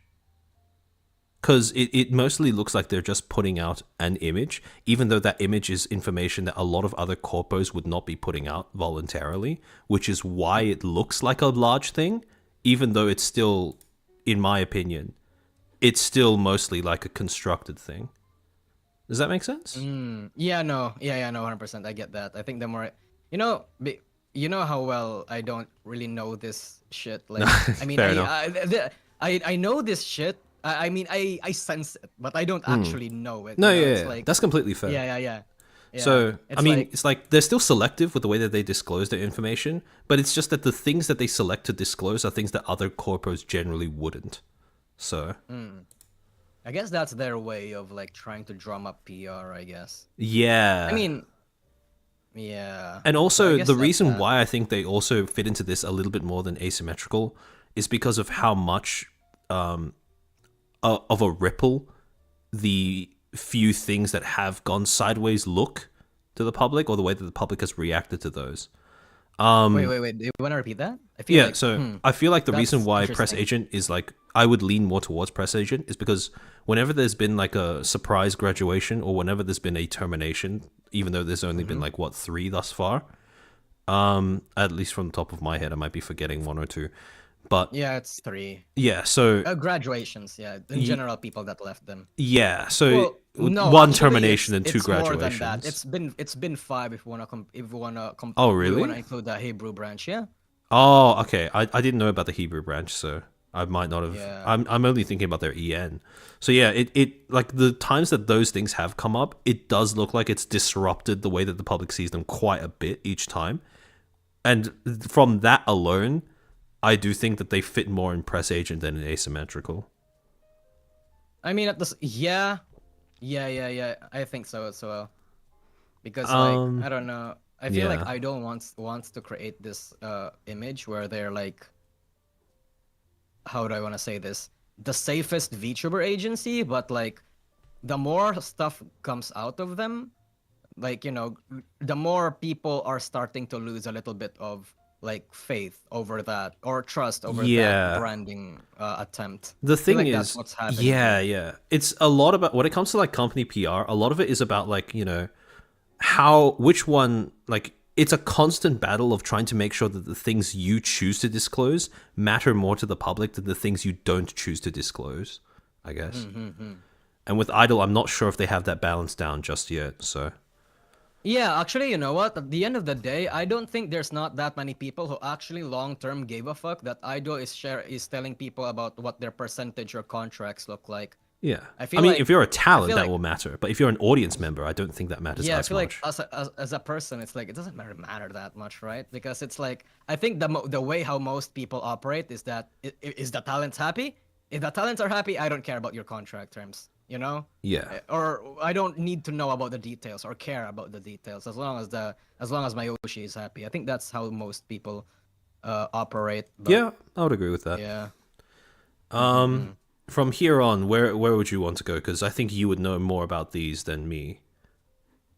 Okay, which one are we going first? Actually, we can I do can't see right Annie now. live, but Oh, so Annie Live, I feel like at that point, if we want to put Annie Live, we should have put in like Prism Project instead, because the CEO of Annie Live is also was this, or like one of the founders of Prism Project. I'm still like I can't exactly remember, but like yeah. Um Annie Live is, we're talking about VTuber corporations, chat, not yeah, just VTuber agencies. So yeah, like yeah, yeah. any company that caters to like, you know, um that sort of stuff. Oh, also, the So reason why I didn't include Prison Project is because I wanted to stick with ones that are still in operation. So, oh, so yeah. that makes a lot of sense, yeah. Annie Live. Well, here's the thing. Annie Live got off to a really bad start PR wise. Because If you have your CEO fighting with random people on Twitter, that's just oh, not a good look. that was Nexus. So wait, sorry, that was Nexus. Really? Yeah, the one that was like, you don't I know think our vision, I so think Annie Live did that these as fucking. well. No, I don't remember if Annie Live did that, I honestly. think Yeah. they did because I'm pretty sure I remember the CEO starting fights with people who are like in his comments, going like, "You have no clue how big Annie Live is going to be. Don't don't Oh write wait, us off, etc. etc." I didn't even notice that, honestly. What the hell? Okay. Yeah. I didn't know about that. Curious. I didn't know Okay. about that with Nexus, but okay, now that that is a Oh, thing, that yeah, shit. I changes the feel way I like see them. God, I feel like that was Nexus, but if you say that, if you insist that's Annie Live, then fuck. Interesting, interesting. That could be Nexus. I wouldn't know because I didn't see it when it happened with Nexus, but I definitely remember seeing that happen with Annie Live. Mm. Okay, let's assume that's actually what happened. Um, Chat, I guess a little bit, not warning, or maybe it is a warning. We are like we are like forgetting a lot of things, or not forgetting a lot of things. Like things are a little bit weird right now because we're forgetting which one is which. But let's just, with that in mind, let's not make the claims that we're spreading misinformation here. We just, for the sake of the stream, Yes. um, let's say it was actually Annie Live. Yeah. Um, that's I feel like that kind of explains that you want to have a vision of how you want people to perceive you, Yeah. but because of circumstances it's not working out, and like you're actually, you know what, I think you're what do you think just from that one action? What do you think is happening there? I would say that okay, people are saying that Annie Live and Nexus are like joined. um yes and no, Annie Live is a because platform like, that Nexus uses, they're saying. yeah, that's like, yeah, it is. Okay. Annie Live is basically just a streaming app that's like an alternative to YouTube or like Twitch, where it's where the talents are going to stream rather than the actual people themselves. Okay. If that's the Yeah. case, I would put Annie Live like here, and maybe I would put Nexus here, because if the CEO did go like, because I do remember that like I think in that case Nexus would probably be like, I think in that case it's more reasonable to assume that that was Nexus. So yeah, Yeah. okay. Annie Live is the platform, Nexus the agency with the angry CEO. Thank you, Hyper Epsilon. So yeah, so Nexus Okay. would probably fit. I would say Nexus fits here because I think the CEO did like kind of like back down after they realized that was a really bad look. So Yeah, man. I mean, it really does look bad, because it's like, when you're a VTuber agency, you kind of have to expect that you're dealing with a bunch of Menheras. The CEOs cannot be a Menhera himself. Like, can't yeah, afford to. the Yeah. CEO has to be a wrangler, not a Minhera. But at the same time, right? Like, at the very least, he's not doubling down. He seems to like, at the very least, he seems to pay attention to what's actually happening. Like, he's not tone deaf. He's not Rico Tazumi. Yeah, So yeah, so I feel like I respect him more because of that. fair enough. At the end of the day, I think I'm actually like still willing, because like, yeah, that the start of Nexus did actually not make them look good, but I feel like that did not turn them off completely. That's the thing. Yeah, Turn yeah. people off completely. I mean, Yeah, like, because there's still people that are like checking them out, being friendly with them. Heck, I myself do want to check them out. It's just that I'm not downloading fucking Annie Live, bro, because I don't, I'm sorry, it's a personal consumer. fair Yeah, enough. I'm not downloading that app. Not yet, at least, because I've heard a lot of like I mean, wasn't it? not I think Iron Mouse herself said something about how it's a little strange that you need to, send your model over to AnyLive in order to use the Ooh, platform as well. I remember that. Yeah. Yeah. Was that like a concern Hmm. that you had as well about like why you wouldn't want to use the app? So no, not really, because it's like when you're a VTuber, that's going to be an issue because like privacy and all that sort of stuff. But when you're a viewer, I don't really think it's a problem. Now, because I don't have a VTuber model, or at least I'm not a traditional VTuber, it's a problem that I don't really care too much about. That's the thing. Okay, So it's that's like, fair. yeah, I feel like that doesn't really, like, let's be honest. Yeah, VTubers, like, for their sake, we want to be mindful of that, but we don't really care too much about that as from a viewer's perspective. Yeah. Fair. Um, Mm-hmm. Nothing loses clout like picking random fights. Yeah, that's true. So it's Um, like, where I we? think my OBS just killed itself. Oh shit! Sorry, give me a Hello. second.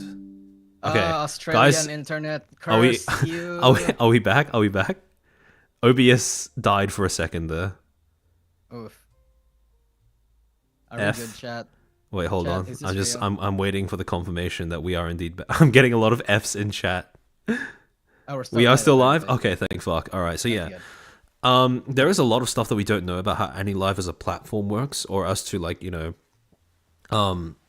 or essentially all we got was their promotional material, which is like this is going to be the next big VTubing thing, etc., etc. But not a lot of information aside from that, which is why I would assume that they're press agent, because a You lot want of me to people be honest? expressed concerns, but they didn't really seem to take them on. Yeah. You want me to be honest? I think Annie Life's not gonna make it. As a look, it's just that VTubing is a niche of a niche of a niche. Yeah. It's a kind of media that does not warrant its own like platform. Like, yeah, obviously Twitch and YouTube. Like, look, VTuber fans both hate Twitch and YouTube, right?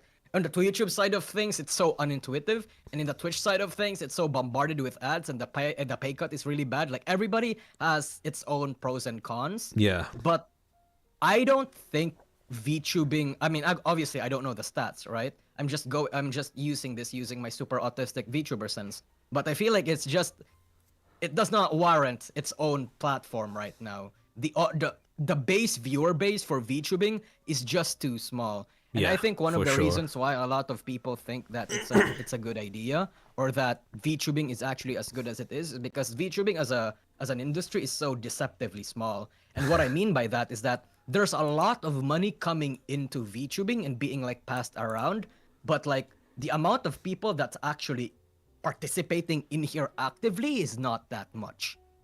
So I Yeah. feel like that's like the reason why a lot of the numbers can get skewed, and No. why. And besides, there's already been like a platform that also wanted to do the same thing Ani Live did. It was VStream, and VStream failed like only 2 years later. So I feel like, probably gonna meet a similar fate. I'm gonna be honest.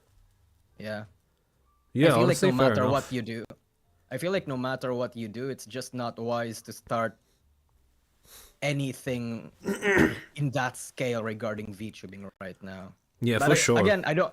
Then again, I'm just using my super autistic VTubers. I don't actually know the numbers. The numbers could say otherwise.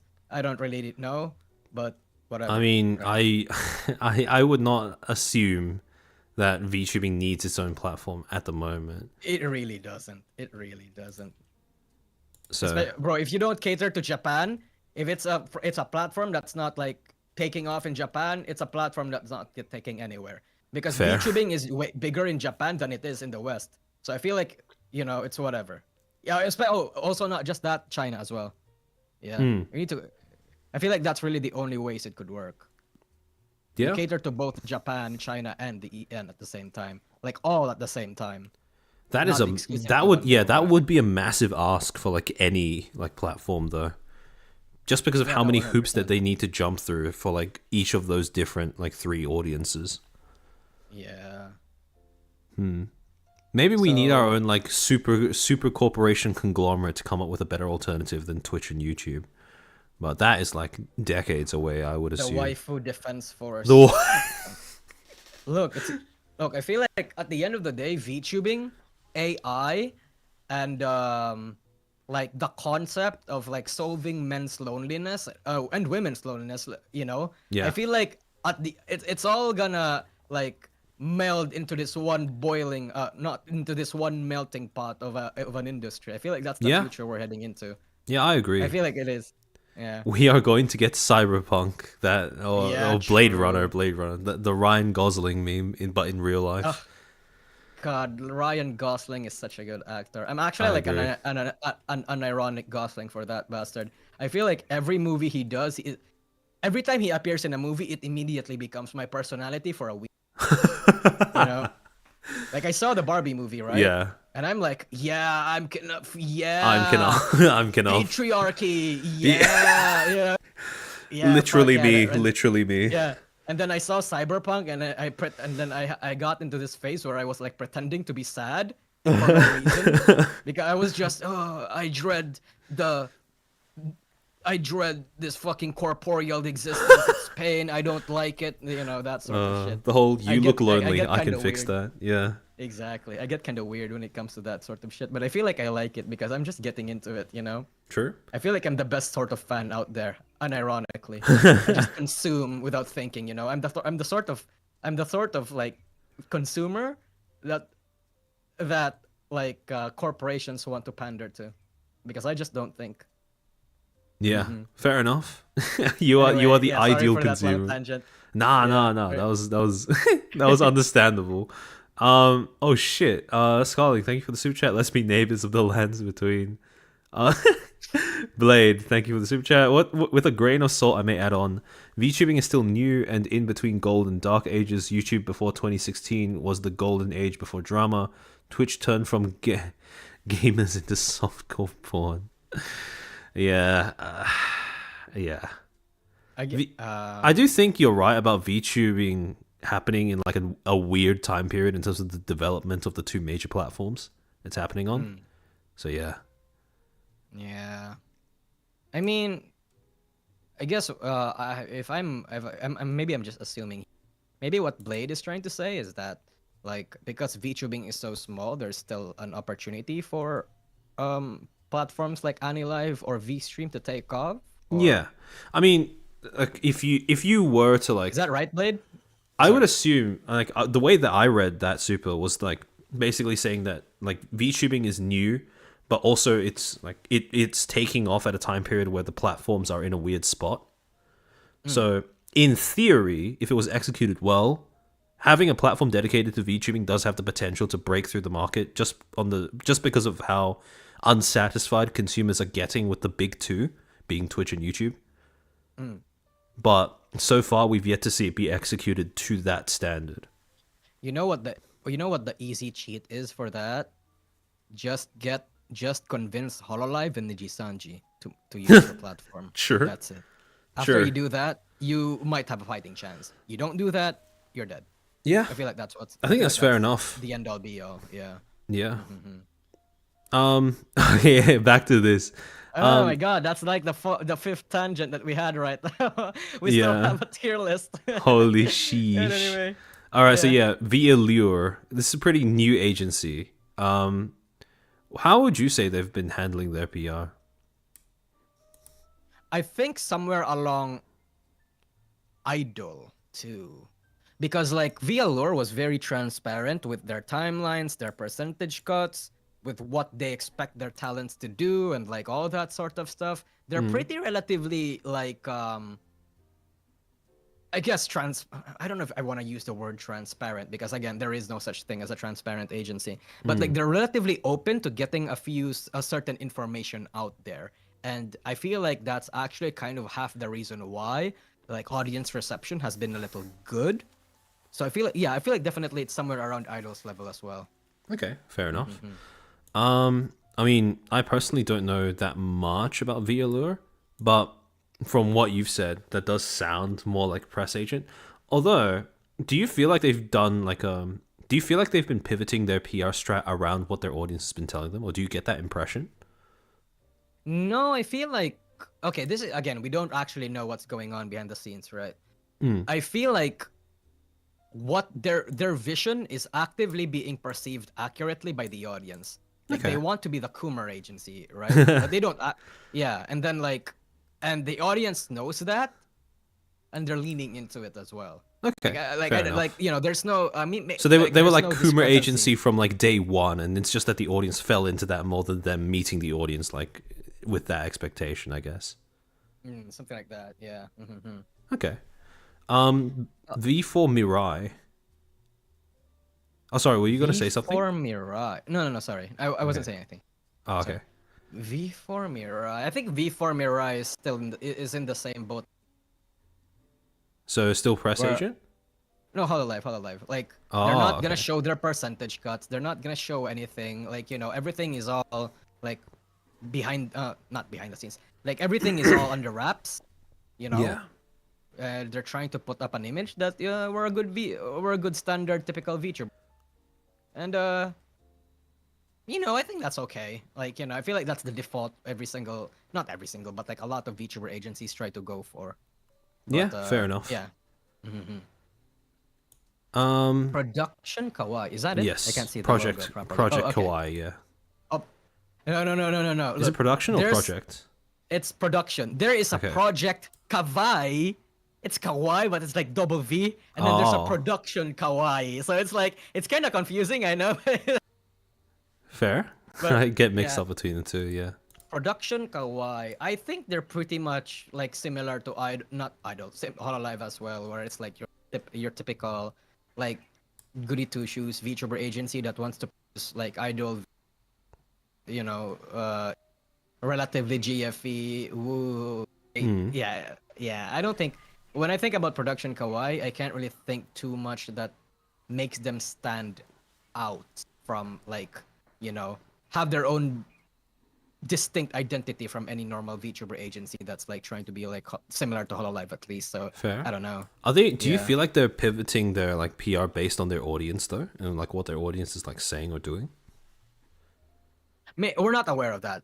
Mm. Like, yeah, I feel like They yeah, could that's be why I'm like thinking in they're that case probably. they could be like halfway in between because again, like I said, it's like kind of hard to tell if it's just this done like pretty safely or well, or if it's just this. Mm. So wait, do you want to explain that again? Yeah, so basically, like, if you do asymmetrical really well, where you take in feedback from your audience, but you don't let them know that you're listening to their feedback, that can seem Mm. very similar to Press Agent, where you just don't listen to feedback at all. And it all depends on how well this is working out for you, Oh. or this happens to be working well for you. Yeah, I feel like we don't know too much about production kawaiis in like um internal or like any word or treat to indicate that they're paying attention. That's the thing. I mean, no, that could just me be the production kawaii. That's the so Hmm. I feel like I can't really say for sure. That's the thing. I mean, I'm That's the okay with just idea. putting them like in between the two, to be honest, because of how difficult it is to tell which one they are. Yeah, sure. Yeah, I guess that's a good settle. We could settle for that. Yeah. Okay. What do you think? Yeah, that looks good to me. What about All Globy? right. Globy is basically V4 Mirai but European, so I feel like we just put them beside each other. Fair enough. I'll just Did put you know them that? here. All I know about Globy is what I've been seeing from their talents on Twitter. So, Oh. I mean, Well, from that well, at least, I mean, it's like it's kind of just like the in so my opinion, it's just like the same things as like other EN talents tend to do. So, yeah. So I guess like to give you a little bit of a brief, just very brief. mm, Globy and V4 Mirai are based, which is this very massive company based in Japan, and they're wait, basically trying to mass sorry, produce I a think lot. you cut out a Sorry. little bit there. Oh shit. Sorry. I think you Should I cut repeat out a myself? bit. Yeah, thanks. Oh, okay. So Globy and V4 Mirai are from Brave, which is this relatively big company in Japan. And from what I can see, it seems like they're trying to actually mass produce VTuber agents, which is Oh, yeah, they're trying to rush down the market. I don't know if that's doing well for them, but based on the success that V4 has been getting lately, and and Globy like having great numbers, just even though like they just started, I feel like in a way it's kind of working. okay, that makes sense. Huh? Yeah, I'm cutting out a lot, but Yeah. shit. Okay. AJ Shell, all of you need to watch Bonnie. Her Twitter has been it's been like low key indoctrinating. I'm not gonna lie. It's been uh, very very compelling. yeah. Oh hey AJ Shell, that was you. Hello. Anyway, Is he? Oh uh, wait, yeah. Were you saying Bravo Group before? Brave Group. Brave Yeah. Group. Sorry. Yeah. That company has a long history with VTubers as well. I'm actually interested. I feel like at a certain point I need to study them as a company because they've been so much since like 2016, 2017, or was it 2018? Like somewhere in the around early VTubing. So I feel like if there's anyone that knows VTubing or has learned mistakes or really is like on the ground with works and what's a good decision, it would be them, honestly. Like Fair. yeah. I would like pay for a lot, not pay for a lot, but like I'd be very interested to like learn about them more, I guess. Yeah. Fair. The next one, VNU. I would put VNU here. Yeah. Like when the Go, whole go. like alien mixture Amano Seraphy thing happened, they basically went from being like I didn't know them before that, but they immediately shot up into the running right alongside Any Color and Walkter when it comes to how badly they were thought to treat their talents. So Yeah, I think it was man. just Jovo. That's just how it works, man. Yeah. That's why like any it really just take sorry. It really just does take that one incident, by the way, to just Yeah. get people to like lose faith in you as an agency. You make Yeah, especially if that contradicts the yeah, image you were putting out. yeah. So it's like oof. Yeah. It's oof. So yeah, I think I'm satisfied with that. All right. Yeah. EIEN. Ian. Actually, I still don't know how to pronounce them. To be I just honest, say I mean EN sounds correct, I guess. Ian. Ian. In. Hmm. Where do we want to put this? I'm gonna be honest, chat. I don't really watch that. I don't really watch any of Ian's girls, so I feel like I don't know too much about them to actually say anything like meaningful. Um Like it would, yeah. Hmm. I honestly, feel like uh hmm? I sorry, feel yeah, yeah. like from the outside looking in, like again, without actually knowing these girls and like what they do, I feel like they're pretty much your run-of-the-mill VTuber agents. Like I don't think there's anything too much that's special or like makes them stand out. What do you think? Yeah, I would also say that they're like in the same space as like production kawaii in that they're kind of like I would put them like in between the two. Just because Mm-hmm. there's not really much to indicate that they're either not listening to the audience at all or that they are listening because they have I think they've been keeping a pretty like low profile as a corpo, so we don't really know them for anything in particular just about now or at least at Yeah, this point in time. So I guess the only thing like general like people that don't necessarily watch Ian, like like let's say people that keep along with the news and all that sort. The only thing that those sorts of people really know about Ian right now is the termination around Rifu Evergreen, like yes, very weird circumstances that happened around there. But we'll get yeah, into that later, right? yes. All right, Yes, all right. V Reverie. Where would you put this? I mean, where else, right? God save company doesn't listen. I feel like they. I feel like what they said that they're gonna listen to their community going forward was obviously so fucking chat GPT. Look, Flork, hit me up. I will actually just do a free watch along of your VTuber. Intend to debut. Okay, wait. Wait, I think we might stream have cut died out for again? that. Oh No, shit! it cut out But for I like a few said something. seconds. Chat. I said something funny. Fuck. Nah, say it again. Say it again. We're back. We're back. Okay. No, it was about I said a slur. No, No, I'm kidding. I'm kidding. Nasagi cut loose with all the slurs in the dictionary. True. Yeah, He that's hit what him. He happened hit him behind with the the scenes. with the cheese eating surrender monkey. True. Do you know Also, that what oh that means? no, I don't know what that means. you know, I'm just imagining like, this was something oh, that I only found out after I went on the wiki article for slurs, and apparently it was a slur for French people back in the day. wait, can you repeat that? Really? That's funny. Wait, what? Cheese eating surrender monkey.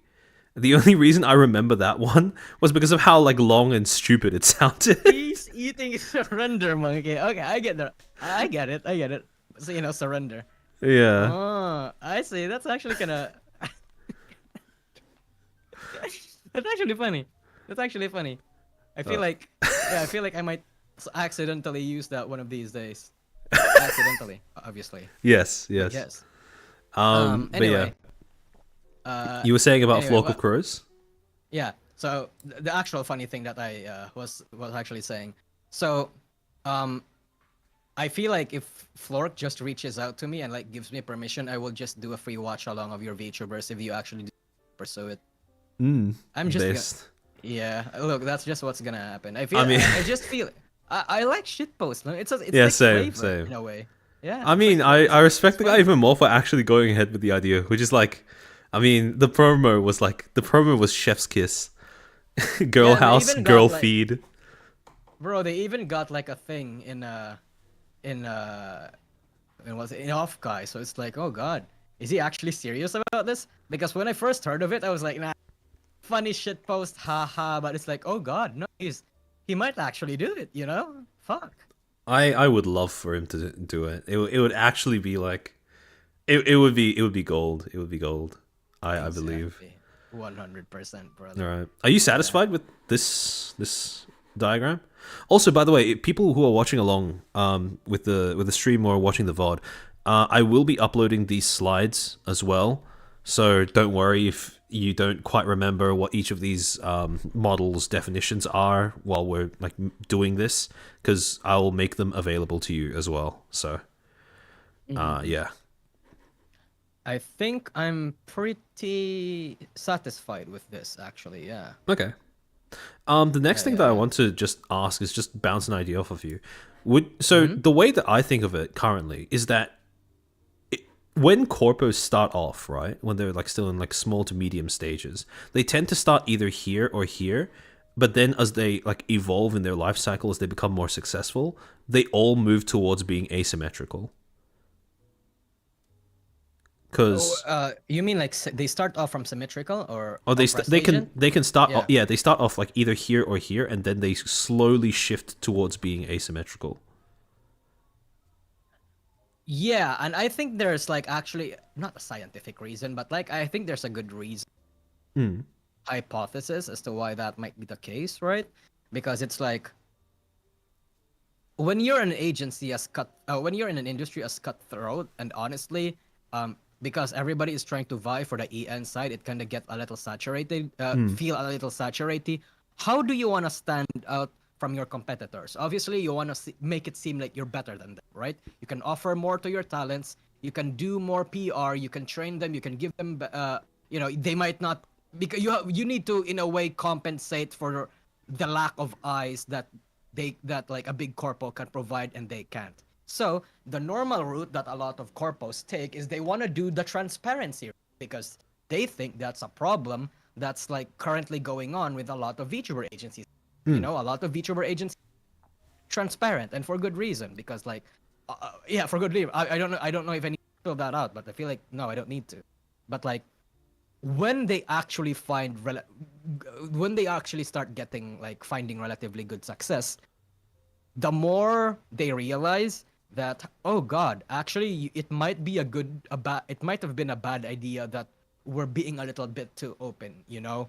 because it's bad PR wise. It's gonna scare away the sponsors. It like it did well in like I feel like that's pretty normal in all companies, I think, especially in the media.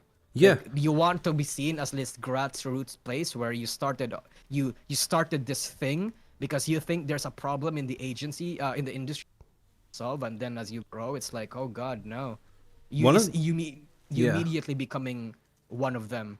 Yeah, one Start of them. no exactly no I think that's the thing. I think that Yeah. No, I agree. instead of yeah, so there's no Vispo in here. Oh yeah, yeah, chat. We forgot a lot of things in here, so it's not for. I feel it's just that it becomes a slippery slope if we include a lot of the micro corpos in here, chat. That's like the reason, the logic behind a lot of the exclusions. Yeah. But yeah, because if we Um include VNU, oh yeah, not VNU. If we include Vispo, Vispo. for example, yeah, we'll just add Riot Music then. We'll just add Nanashi then. We'll just add like that one agency that Kaguranana is in. It's like yeah, it opens up to a lot of. It's a bit of a yeah. That's why we just decided to limit ourselves. Yeah, to just like Mm-hmm. corporations that are like on the larger slash more established side, or ones that have more structured ways of conducting their PR. Um, Mm-hmm. Vispo is not micro, third biggest. Yeah, Um, Vispo is like one of the biggest VTuber agencies out there, and Honestly, not I many people mean, know him. it is it is possible that I just like forgot and we didn't like check it out. But where would you put Vispo? Oh, I mean symmetrical, asymmetrical, honest.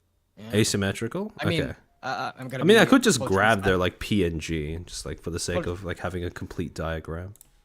full transparency, because of the language barrier and JP, I don't know too much about their operations, but I do watch.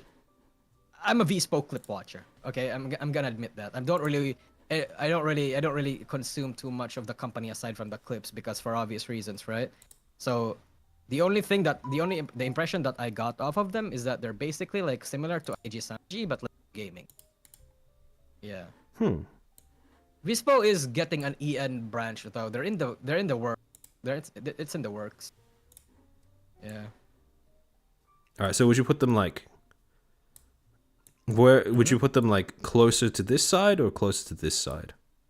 I would say asymmetrical, like closer to Closer to hollow? yeah, I think that would work as well. Yeah, I Okay. think that can work. I'm okay with that. All Mm-hmm. right. Okay. But yeah, what I was gonna say with this as well is that once your audience gets above a certain size, it's no longer feasible to take on what they say is like feedback to adjust your like brand image or business model anymore, or Yeah. even just a case of like at that point you no longer need to adjust your brand image. So in most cases at least. So I think trending towards asymmetrical just makes more sense, especially once you become publicly traded, because that sort of once you the thing is right, if you're a press agent and you're publicly traded, that can work out at first, but eventually you'll have to start taking in what the public is saying in order to keep communicating effectively. And I mean, Nijisanji is like finding that out firsthand. So In a bad way too. Oh, yep, not in a bad way, but like in the worst way rather. yeah. Yeah. They're like eating. It Oh is my god. amazing how much Niji qualifies as like textbook material at this point in time. Mm-hmm. But I mean, yeah, yeah. I feel like in a way. Here's the thing about Niji. I feel like in a way it was because like there has been a lot of secret, well not secret, like behind the scenes unhappiness with a lot of the things that's been happening around there, and I feel 2023 was really what started it. And then yeah. it this is the ultimate conclusion, I guess. It's like ooh. Yeah.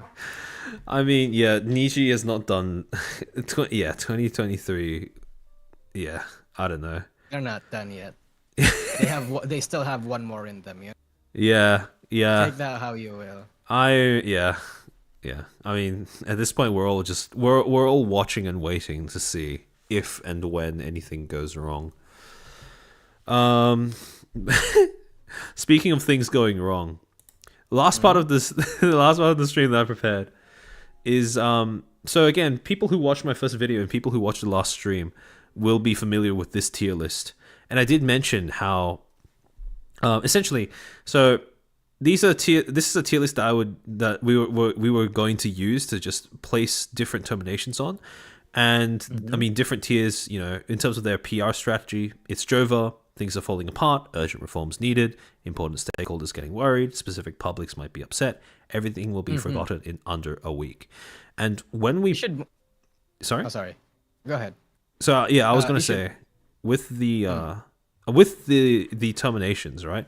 Essentially, the thing is with this list that I want you to keep in mind when we end up putting each individual termination on here, we aren't going to be talking about like whether the termination was justified or not, and we're not going to be talking about the circumstances behind the termination as much. It's more about how the termination was received by the public, and also how the termination was carried out in the public eye, if that makes Yeah. sense. So yeah. Yeah. Oh, you should move me to the left. You know, they can't see. They Oh, can't see. I mean, Yeah. they'll see once I drag the images up.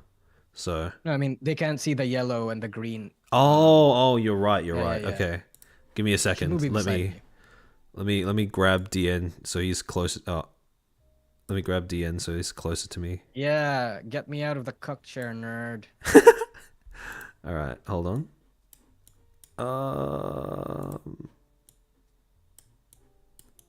Hold on. I'm having technical difficulties. Give me a second. The Barry and DN are a little hard to move.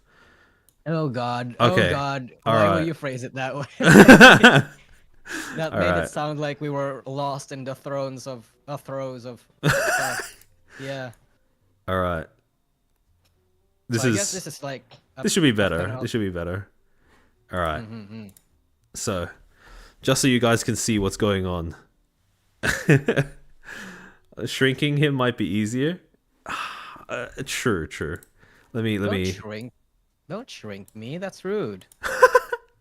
I'm sure you will survive. I'm already short, bro. I mean, I'll just do the thing. I'll just put you on my That's actually head. just a personal attack. That's a personal attack. Did you know that I'm five? You've always known that I'm 5'3", didn't you?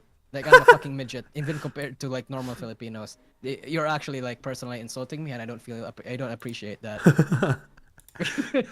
I can't believe you'd be so racially insensitive, chat. True. With God, DN. where is?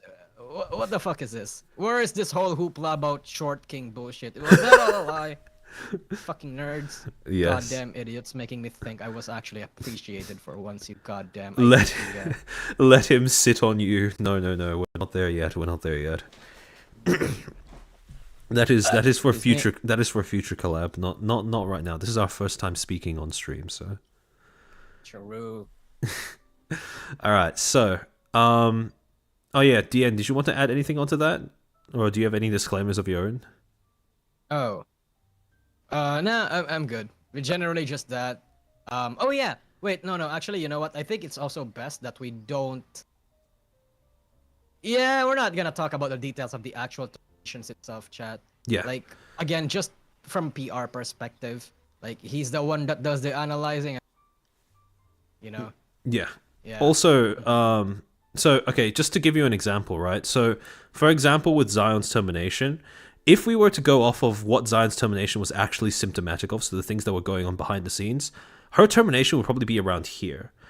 But since we're only judging it based off of like the public's reaction to it, this would probably go like here instead, if that would make sense. Yeah. So again, just to like give an example of how that would work. So with the first one, Coco. Oh, I mean, Coco. It's Coco. I would put her here. Wait, I can't see. Your Discord stuff is not showing. My Discord stuff is not showing. Wait, hold on. Yeah. Let me try restreaming it. Is it working? If not, then you might just need to watch from stream. Because my Discord's been a little fucky over the last few days.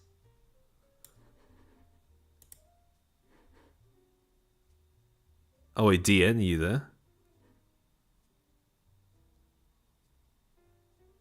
Oh no. we might have. Oh no. I might need to restart Discord.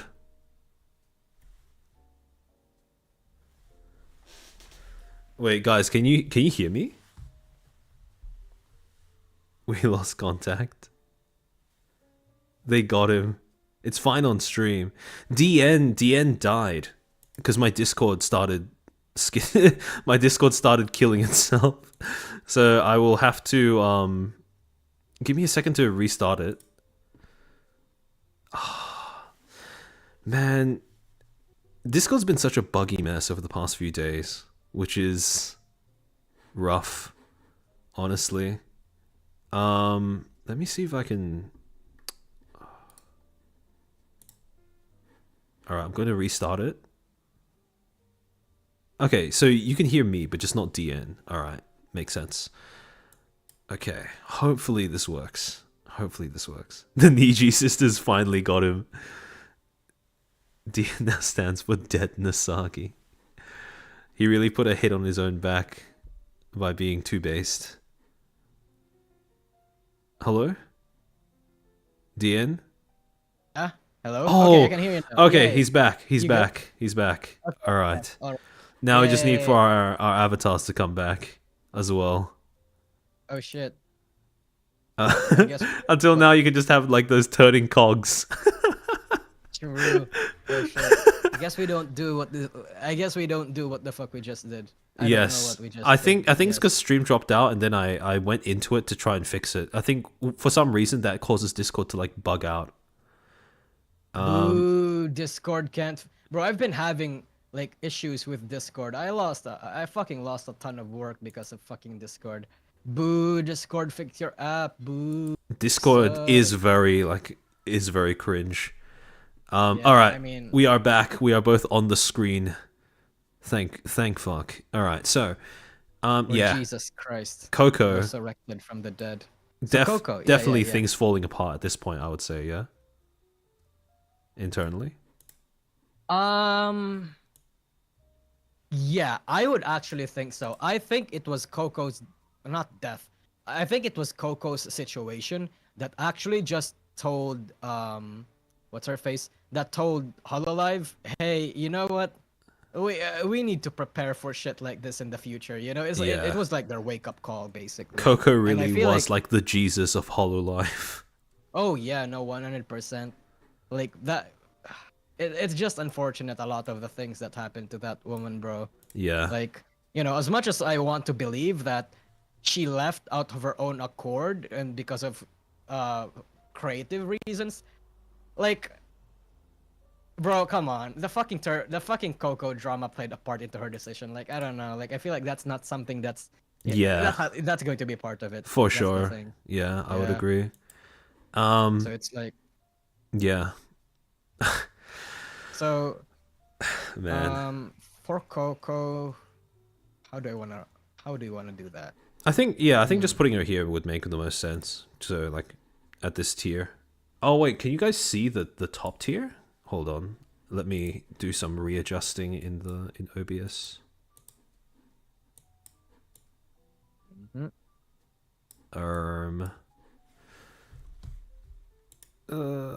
Things Is it fall there? apart. I can't tell. Oh, Hold on. I fall apart. Can you Gonna guys get your see? fucking stream demonetized. Okay, wait, hold on. Let me just move this a little lower to the point where I can see it on stream. Yep. Okay. All right. Okay. Things are just going. Things are falling apart. Oh, now our Discord reactive images aren't working. Oh, no. Okay. For next stream, Oh, we'll have God. this fixed. Don't worry. But for now, we'll just have to put up with scuff.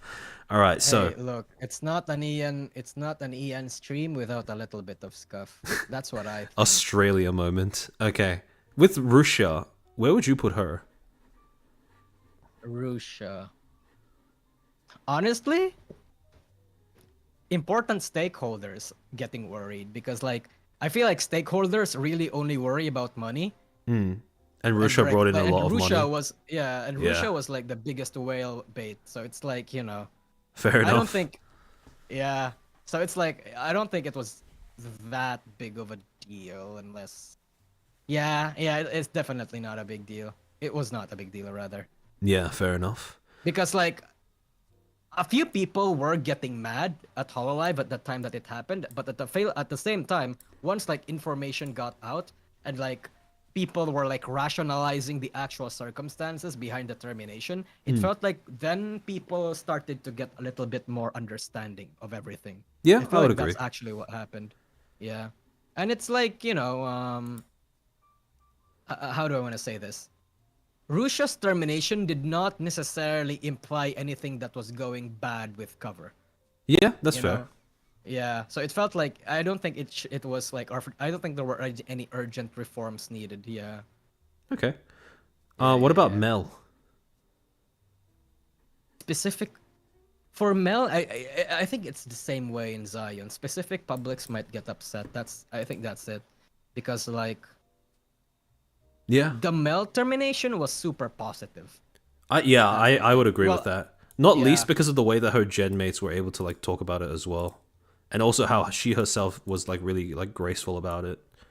mm, It mm, mm. also like throughout the entire time when Hololive was terminating her, it really did feel like they were pulling teeth in that they were only doing it because they had to. So Yeah. And I feel like that's the ultimate like goal or what you should be doing whenever you want to do a termination. oh yeah, You for want to make sure. it seem like this is a decision that nobody in the company is taking lightly. Everybody is hurt from this. This is like the nuclear option. You exhausted all your options. If you successfully like give off the audience that impression, you generally have a PR win when it comes to the termination. That's Yeah. really it. Yeah, I agree. That's easier said than done, by the way. It's like that's the only thing you need to do, but that's easier said than done. Yeah. Vesper and Magni. Matters. So So these two, I would assume, are like part of the same deal, but this was really like weird. There was a lot of like strange stuff that was happening around here. So again, we call this technically not a termination, like not officially a termination, but just a very strange graduation. yeah, I call it the pseudo graduation because when you're not allowed to have a graduation ceremony, did you really graduate? Yeah, Like come on, let's get rid of the fucking PR reasons for the PR bullshit for the reason they call it a graduation, right? If you don't have that ceremony, you don't have that exit, you did not graduate, yep. right? You got discharged, but you did not graduate. So I would, for yeah. this, Would you put oh sorry, them in specific publics? Because I was thinking specific publics.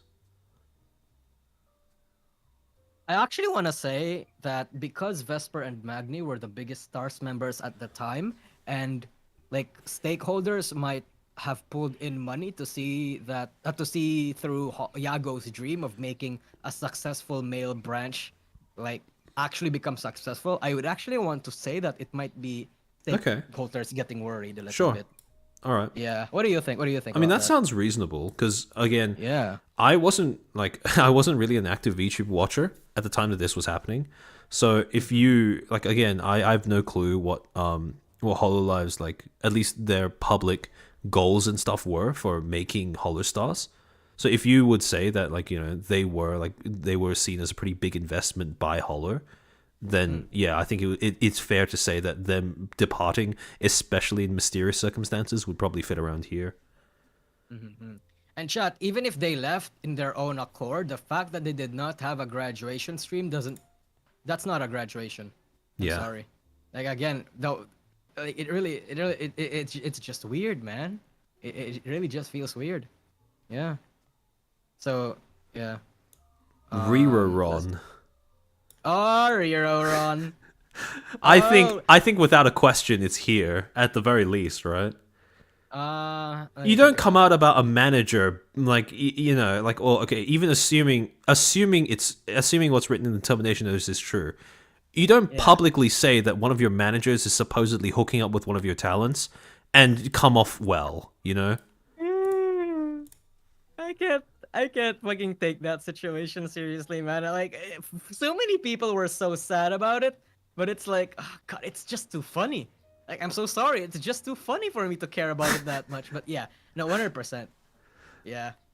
The And like that yeah. was really like one of the I think that was when a lot of people in Idol started to get a lot of fans in Idol or like the general watchers in Idol started to get a little bit disillusioned of the image that they wanted to portray. I think that was the start of it. Some people are Because, saying like- that she would go in here instead. And to be honest, I mean, they did make changes to their management as a result of the Riro situation. So yeah, I feel like it is fair enough to put her here.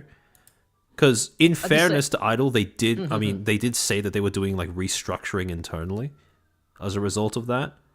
So Yeah, I guess like the reforms part was true, but were things really falling apart or? I honestly don't know. Because, I mean, some, like, people are saying in chat that it made Idol look incompetent, which I do agree with. On top of that, I feel like Riro's departure, there is a big question mark over what the hell was actually going on there. And it didn't seem to have at least a ripple effect on the other talents that were close to her. Because what we have observed with Idol, at least for the two graduations that happened after hers, was that it did look like with every graduation the other members were affected, but not really showing it. Does that like, would you agree with that? I mean, that's like every graduate. I mean, not every, obviously not every termination, but it's just that. How do I put it? It's like a very stark contrast to Mel's termination. Because with Mel's termination, like, it was very obvious that talents were affected, but there was a sense of catharsis to that feeling. Because they were able to all come together, talk about it publicly, talk about it together, etc., etc. Oh, you mean But like you get, like, no such thing with, like, you know, Riro's stuff. You know, so what you mean is that it seemed like the talents actually think that she was in the wrong or that she deserved it. That's what you think? That's what you're trying to say? Or I don't know. I don't know if I would say that. It was more just like, how do I put this? nobody cared? Or cared not as much?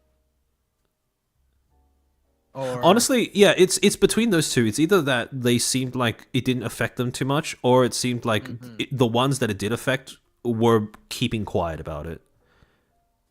So, and again, that is objectively speaking, like PR wise, that is the correct move most of the time. If you're going to speak up about a terminated talent, unless they did something really heinous, like you probably don't speak about them unless you have something like good to say, because it just doesn't. It's not a good look to slander the dead, you know.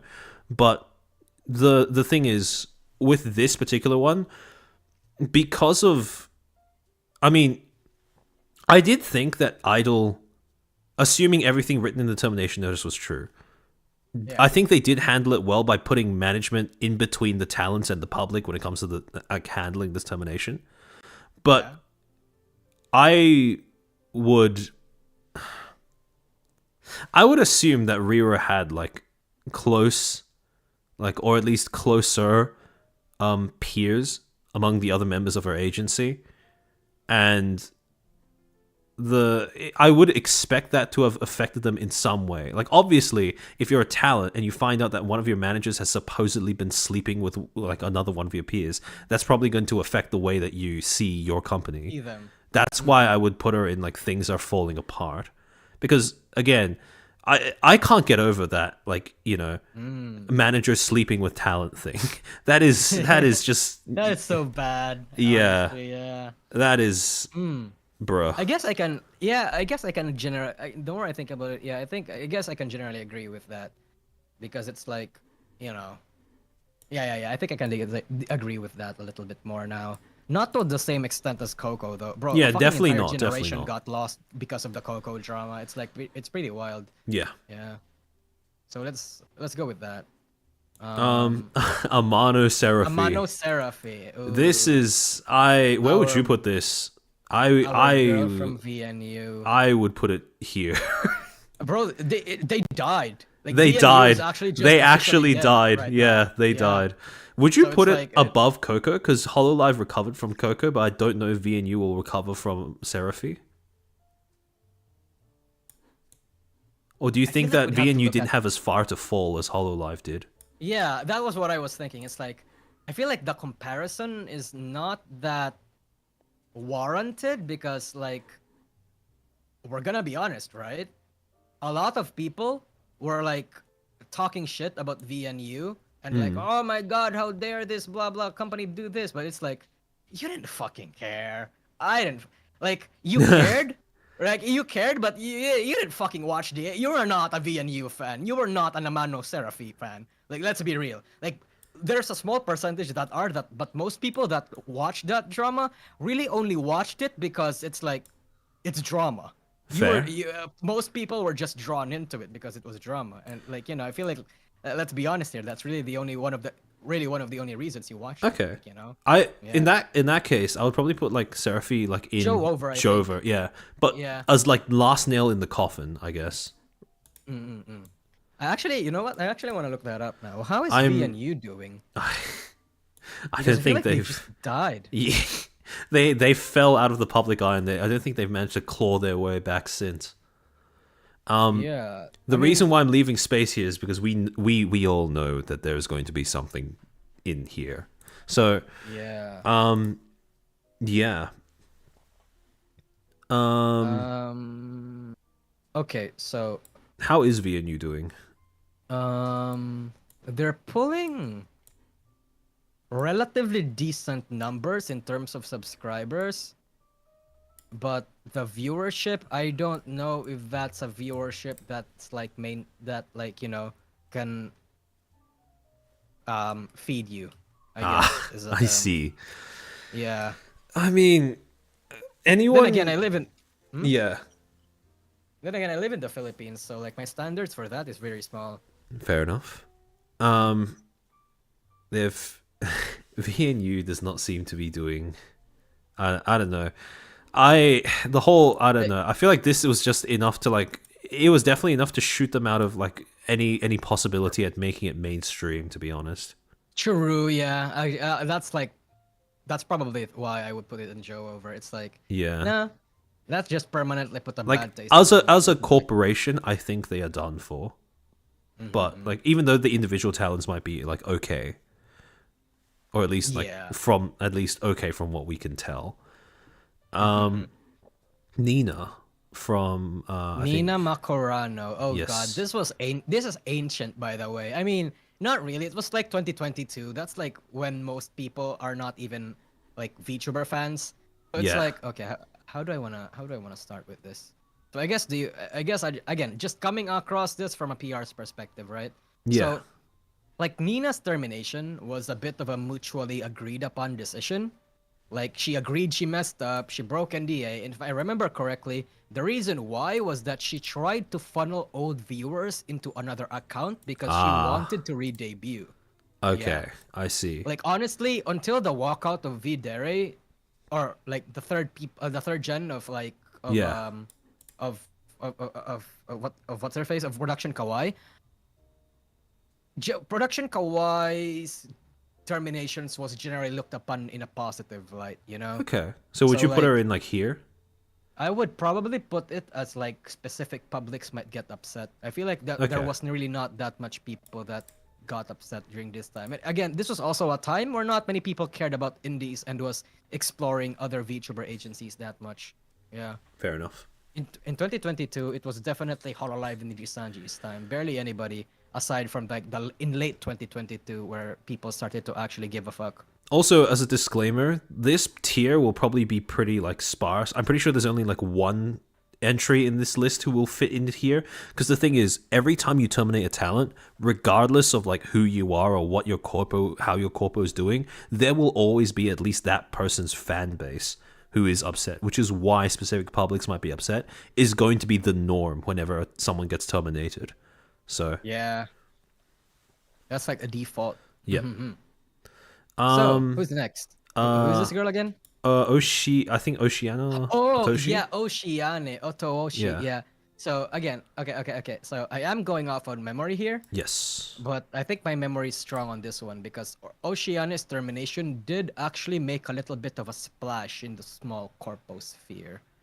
And basically, the reason is that she apparently slandered other people. Yeah. And a lot of contract violations. And if I remember correctly, they like the not the gen mates, I forgot which people it was, but like they made a follow-up stream to get into a little bit of the specifics, and that she apparently doxed somebody and all that sort of shit. It was like, ooh, yeah.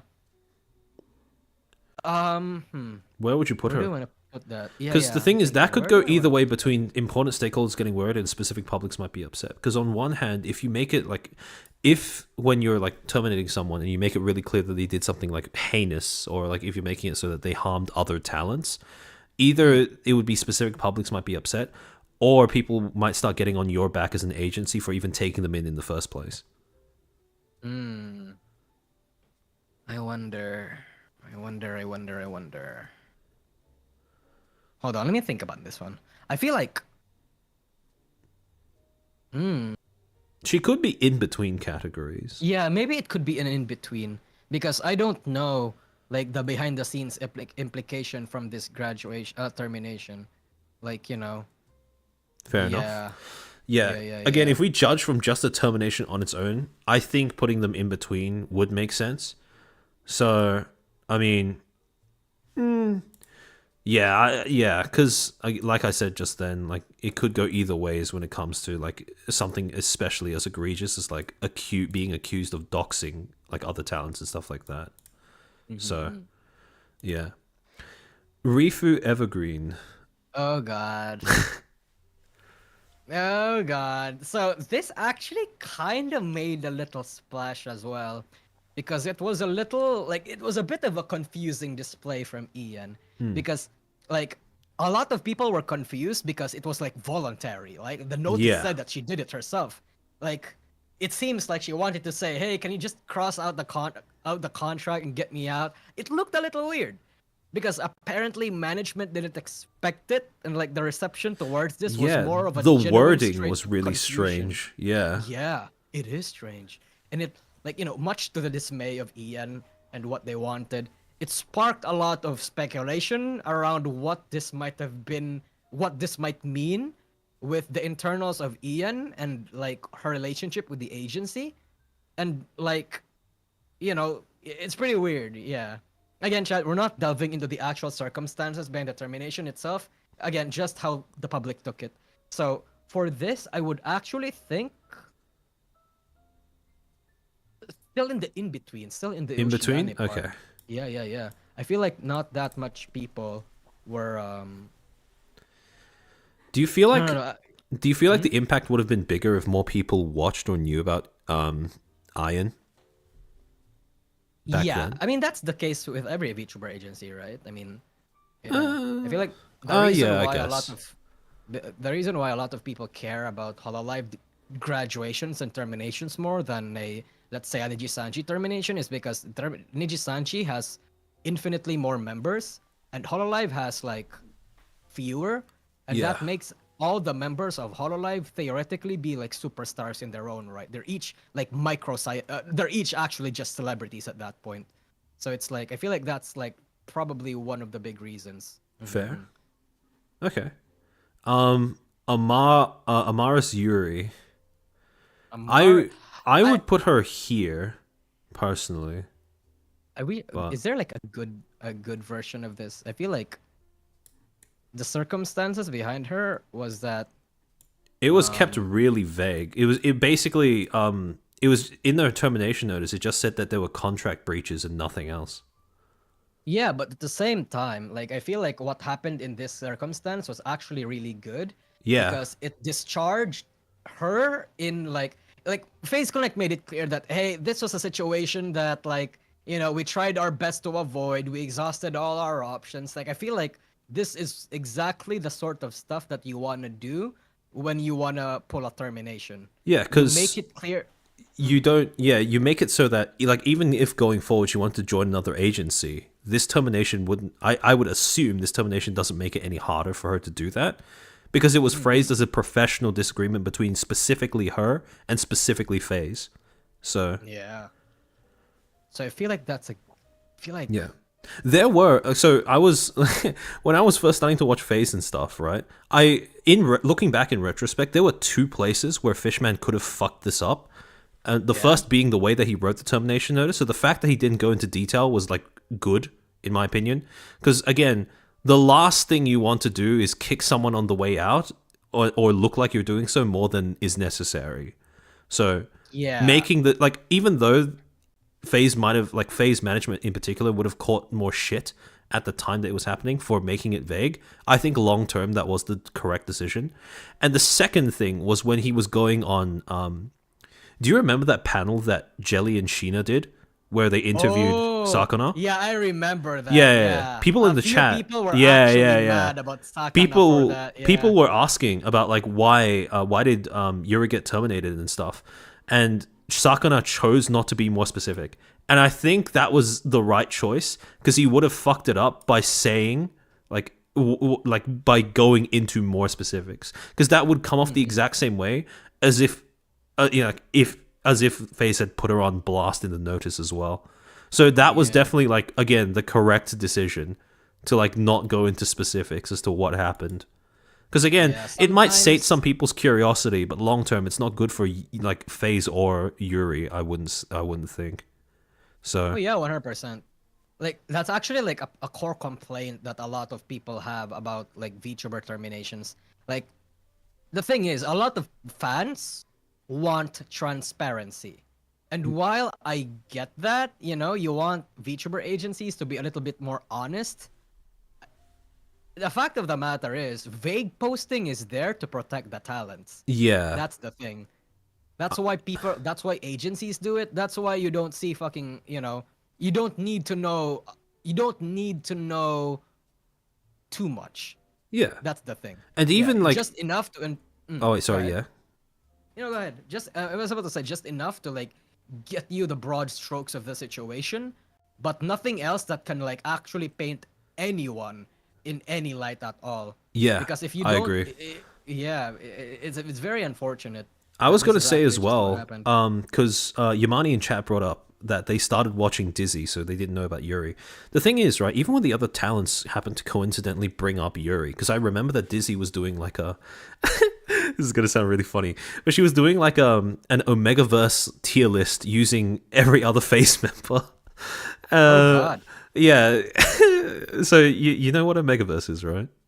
Omegaverse. It's like the alpha, beta, the omega versus- shit, yeah. Oh, okay. I thought you. Oh, okay. Yeah, so she was Never doing a actually tier heard of list that. based, like trying to decide which phase members would go where on that tier list, or like etc. And that tier list happened to have Yuri at the bottom. And the way that she dealt with that was she basically just said, well, Yuri's graduated, I wouldn't subject her to this. And again, that's that kind of like offhand kind of like, again, not shitting on them is like the kind of interaction you want from the people who are still there at the agency. Like. The last thing you want to do, we all have an example in our heads of who has done this. The last thing you want to do is slander the talents who have left when Spit you on are their still a graves. talent that is still there. Yeah, exactly. Yeah. spit on So, their fucking graves. Bro. yeah. God. If there are any FaZe fans in here who haven't seen that particular Dizzy stream, I highly recommend. It's very funny. But yeah. So yeah. Also, I mean, do you have anything else that you want to bring up around Yuri? Because that's all I can think of.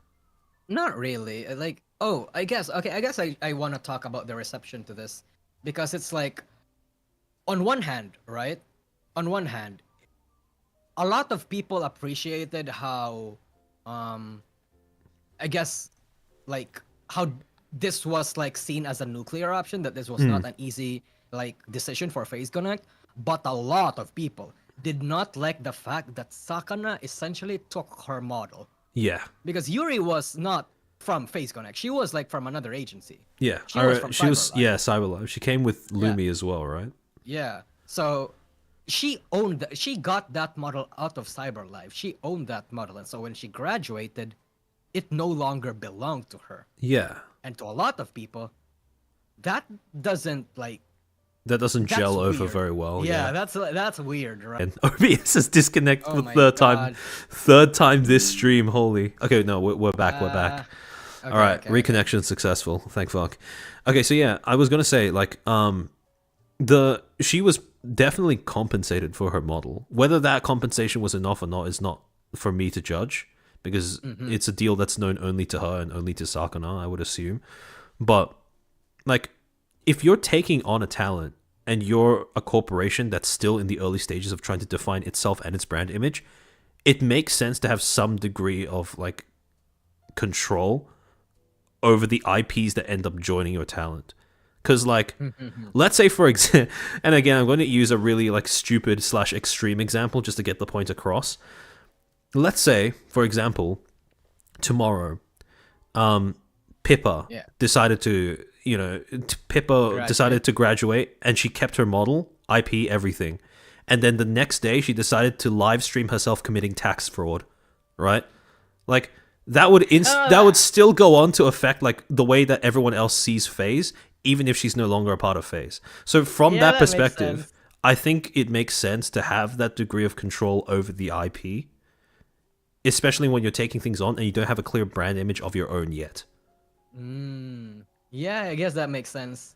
Though a lot of people probably would not understand that because it's like this is like a very but like it's my IP. This is like a very like corporate way of viewing things. But again, this is the thing that I want to emphasize about, like, and this is the thing that I talked about last stream where I was talking about PR in general. But corporations have to do this. Like, corporations are not human, even though the people running them, people staffing them are. So there are going to be times when exactly. Yeah. Corporations are not human, and as a result, corporations will have to, like, sometimes they will have to do things like this. So yeah. So I would think, is there like a mixed reception thingy here?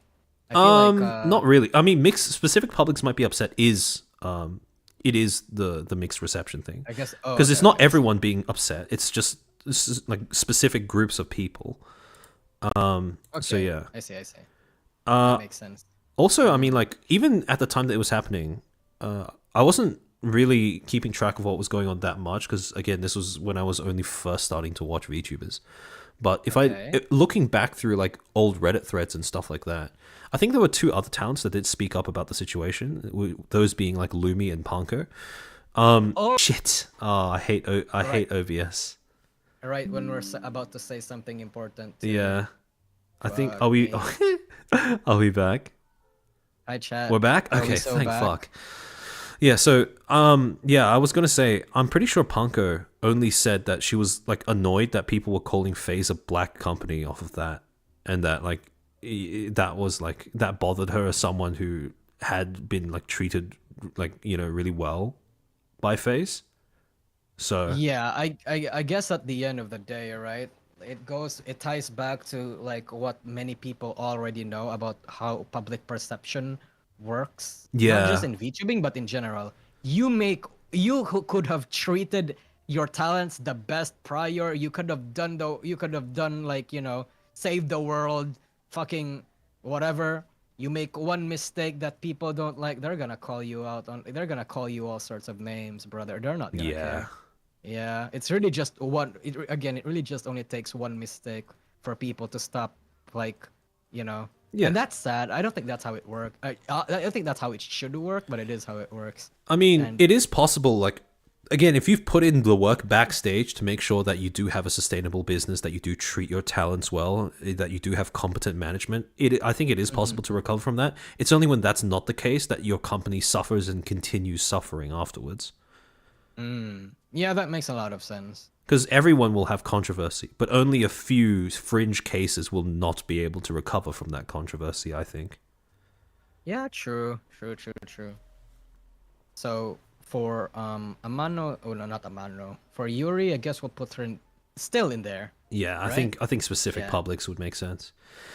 Okay, so this is the entry that I included for diversity quota. That time that Niji hired a literal sex offender. So yeah, that was wild. That was honestly bro. It's kind of funny though, because, like, okay. Here's my rat. Yeah. I think that's urgent reforms needed. I really? think that was the wake up. I think that would have been the wake up call for Nijisanji to say, yeah, maybe we need to do background checks a little better, I feel maybe. Yeah, okay, but no, like we're going off public reception though, right? Yeah, I guess that is right. Because public reception was just like, they goofed Lamau. I think no one remembers him because he was like, wasn't he alive for like less than a week? Yeah, in general, like, the Japanese sentiment around this was basically like, good for Niji for catching this on early. Yeah. But it's like, aside from that, nobody kind of So remembers it's kind of like especially because we're EN. yeah, it's kind of like a Zion situation where if we go off the actual impact or the symptoms that are causing it, it would be here, but because of the way that the public received it, it would only be around like it would be significantly lower. So, yeah. Man, Alright. this is always going to be like a thorn in their side. Like whenever they have another like PR fuck up or a screening problem, this will always be brought up. So, I mean, I feel like it's also kind of unfair. Oh wait, you mean Zion? Right though. both honestly. Like Oh, Zion okay. when it looks malicious and Kaito when it looks incompetent. Yeah, that is true, but I feel like I don't know. I feel like the people that are using Raito as a good as an example is not. I feel like that's in bad faith because it's like this was like what back in 20 something. When did fucking Shindo Raito get in? Like I think he was. It was like 5 years ago, 2019. So Something it's like like that, yeah. like I feel like if we still hold Nijisanji to that standard, we should hold fucking Hololive to that standard as well. Hololive was not exactly your pitch perfect fucking VTuber agency Oh back yeah, then for as well. sure. Hololive had a So I lot of feel like evolving to do. yeah, But so yeah. I feel like people that are using Raito as an example for how incompetent Nijisanji is doing it in bad faith. I feel like there are other better examples I feel that I are don't- more modern. The thing is though, I feel like when people reference this, it's because they're trying to say that Niji hasn't improved since then, whereas Hollow has though. I disagree with that because we're talking about JP. Oh, okay, yeah, true. That's fair Yeah. enough. In the end, like yeah, we can make that Ian, argument is Ian valid has in its the end. own examples, so Yeah. So it's Alright. like, nah. now, speaking of those examples, this is where they all start, in my opinion. So with Yugo's termination, where would you put this? Yeah. Would you put it So here? I think that's actually okay. Let me think about it. Hmm. Okay, there were people that were upset about it, but because this was a time where Nijisanji, a lot of people still had faith in Nijisanji, nobody really got too upset, you know? I think People were, I think the other talents talking about it also calmed people down like yeah, significantly. probably like somewhere around Mel, because like I always call the Yugo termination, not termination, Oh, graduation. Well, it is a pseudo graduation.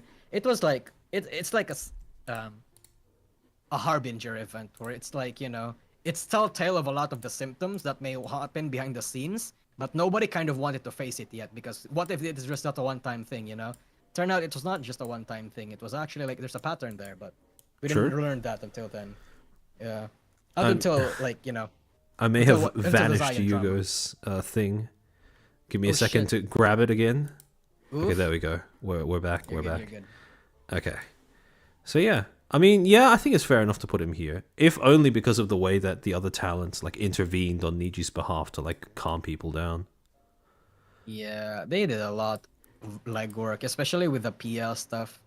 Like he was making songs behind the scenes. Yeah, Not songs behind the scenes. He was like singing, like yeah, having his re-debut under Liu-san, and then like people in Niji was like, yeah, making all sorts of poetry for him, which is yeah. kind of cute, honestly. That's cool. I like that. That is, I That's mean, very sweet. yeah, that is one of the more like I guess passionate seems like the wrong word, but it does show like a that you do have like a passionate fan base that will mourn your loss and that kind of stuff. So He yeah, used to. yeah, But yeah, yeah. Mhm. yeah. Uh, All right. Selene. Now, this is an interesting thing because the whole Selene debacle can be like filtered off into 3 sections, and each of them go Yep. into slightly like worse and worse tiers. I would put Selene here. I would put a message from Niji here, and this is just the last nail in the coffin. So, Wait, like, hold on. yeah, Hold on. Let me think about that. Oh, curious. Yeah, maybe. Yeah. I think generally I can agree with that. I think although Coco's departure nuked a branch or resulted in the nuking of a branch, this is like dying of radium poisoning. Whoa. I think all of EN is like in slow decay after that whole thing happened. Yeah. I mean, have you seen their numbers? Like, I Yeah, always yeah. Uh, Jesus. Like, we're not even saying that to be mean about that. We're saying that to like as a case study or anything, like for intellectual reasons. It's like yeah, it's unfortunate. It really is. But what the fuck can we do, right? Jesus. yeah. This was groundbreaking in terms of how fucking awful Niji handled it. This was also the reason why I would say Mess from Nijisanji EN was the first thing that gestured that it's over, because there was no coming back from this. This was the point of no return. The thing I want to ask you is, when it comes to Canary in the Coal Mine, right? Yeah. Between Selene and Yugo, which one do you think it was? It was Yugo. Yeah, I think it was yeah, Yugo. I would That's why. say Yugo as well. Yeah, that's why I call it the Harbinger event, because it's like anybody that knows Nijisanji and has been paying attention would have sniffed it at the time. You know, a lot of us were coping. That's the thing. I was coping. It's like this is gonna be a one-time thing. Turns out it's not. So it's like it's definitely Yugo.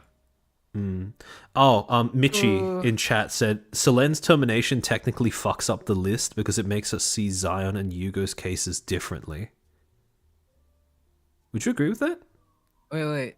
What? Who said who? Michi Lori in chat basically said that Okay. Selene's termination makes us see Yugo's and Zion's differently. I think maybe for Zion it made us see it differently, but I think for Yeah. Yugo it's pretty much the same. Because if I'm being completely honest, without the Selene thing happening, I think most people would have treated Zion as if she was like here instead of here. Although I'm not too sure. Because Yeah, most no, of yeah, no, Zion's generally, I fan agree. base kind of like the real like diehard fans who are still fans of like Sayu now, they probably left with her. So Yeah, I don't think it affects Yugo that much yeah, because, like, again, we don't know what the friendship that they have or relationship or the politics that they have behind the scenes with Yugo, yeah, but in general, no, it's fine. yeah. Niji is But the, always going to be hard to evaluate according to this list because of how much of a disparity there is between the way things actually are and the way the way the public receives them, and the fact that like it catches up to them more and more the worse and worse the situation gets. Kind of. Oh fuck! OBS killed itself again. Okay. oh my god. I might this stream. There's a chance that this stream might get limited monetization simply because of how much I've been cussing out OBS every single time it happens. Wait, that's how it works? No, I have no Oh, clue. damn. I mean, we're like what 4 hours in or something. I don't think YouTube keeps track of that. I hope not. I will hope be not. very angry if that is the case. But yeah. But yeah. He's I not mean, I. Kizuna Oh, I. sorry. Yeah. Where would you put Kizuna? I have an So idea of where I would put her, but I want to hear your thoughts. we're talking about like the actress leaving the agency, Yep. right? Yep. Actress leaving agency. I think it's Joe over. Yep. Okay. Yeah, I that's think what I it's was thinking as well. bro. Because the actress like, was okay, the brand. Yeah. Okay, so here's the thing. The actress left Kizuna Ai as an advisor. She is still technically the voice actress. That's the thing. Yeah. But I feel like that in of itself kills the brand. Yeah. Okay, no, actually, you know what? No, that's not my line of logic. Here's my line of logic. Yeah. Nobody cares about Kizuna Ai anymore. Yep. Nobody Yep. cares about Kizuna Ai anymore. The only people that remember Kizuna Ai are the people that are still like diehard fans of her, Yep. right? And the fact that they're even still here, I think all has to do with the fact that that the company was trusted with her guidance and her hand in mind. Yeah. Now that Yep. it's no longer her guidance, now that it's up to the fucking, It's just a the corporate. disembodied corpo now. Yeah. Which is again, that's the reason why people were throwing up in arms and having this whole like fucking hoopla about Kizuna Ai back in 2020. Yep. That was the reason. The fact that she's no longer the head, I think that's what's going to slowly but surely kill any interest and any trust that the diehard fans have of Kizuna Ai at this point, Yeah, I agree. Yeah. For sure. That's like I feel like in a way it's the beginning of the end, even though the end has already started. Yeah. What do you think? I would agree, because again, if you take away the audience's reason to care about something, then that something, even if it exists like physically, tangibly, whatever, it's just dead. Because It's dead. like it's kind of hard to, it's impossible to exaggerate how important like the human part of your talents is, because your business model relies on your audience having a connection to the human being they assume is behind the screen on the other side. If instead of seeing another person there, all they see is just a fucking corporation puppeting the strings, they are not going to connect with that like at all.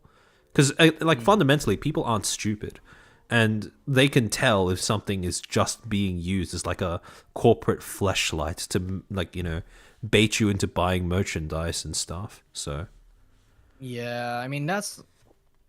yeah, I mean, to a Doki certain Doki is a great yeah. example of that difference, because like again, no one like people cared about Selen for Doki, like not the other way Not, around. not, I wouldn't yeah. say, at least not as much the other way around. So Hmm. It is what it is, brother. yeah. Oh, It's sad. Blade, Hmm? thank you for the super. I was involved with the Zion termination publicly. It was something forgotten. Fan base upset, but with Yugo's situation, it was very much forgotten. Selen was mostly in falling apart. Jova, then message came out, and that's it. Yeah, yeah. The thing is with Selen, right? They could have recovered. They could have recovered. All that they needed to do was not do whatever the fuck this Shut the was. fuck up. Yeah, Just to shut the fuck up. That's like all you had to and do. and I want to be very clear. If the best thing you can do as a corpo is shut up, you have already fucked up royally. But by not shutting up, you are signing your own death certificate. So, like, I feel I feel like to a certain extent I wouldn't think that.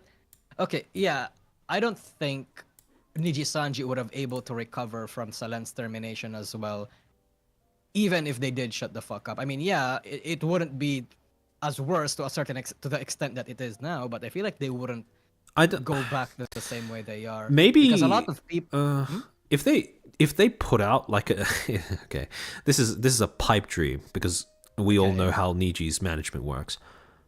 But if they had put out like a public apology and stuff, I feel like it Oh, would have gone. I feel like it would have gone differently.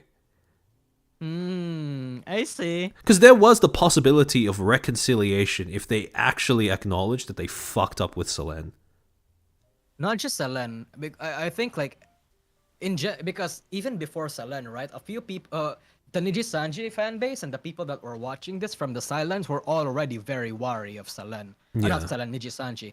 Pomu's graduation, Kyo's graduation. What the fuck happened in those in those concerts and in those cons? Like it was like the Selen thing. The situation regarding Salen was not necessarily because of Salen's itself graduation. It was the culmination of Yeah, yeah, all of yeah. Nijisanji Ian's previous yabs. Yeah. So with that in mind, even if they did a public apology, the only way I would see that working is if they like publicly said that, hey, I know like things are fucking up behind the scenes for us. We're actually trying to improve this. I think they I feel would like that need would have been to. it. They would probably have needed to do something like what Idol did for Riro, where they made it very clear that the problem was with management, and then they actually like fired a manager or something. Oh yeah, that would have been it. But that would also mean, That would also you mean know, taking accountability. yeah, no, that would also mean taking accountability and like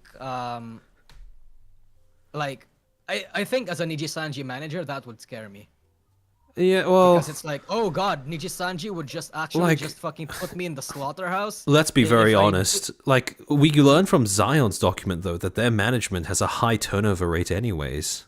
So, is that Oh yeah, really that much of a difference?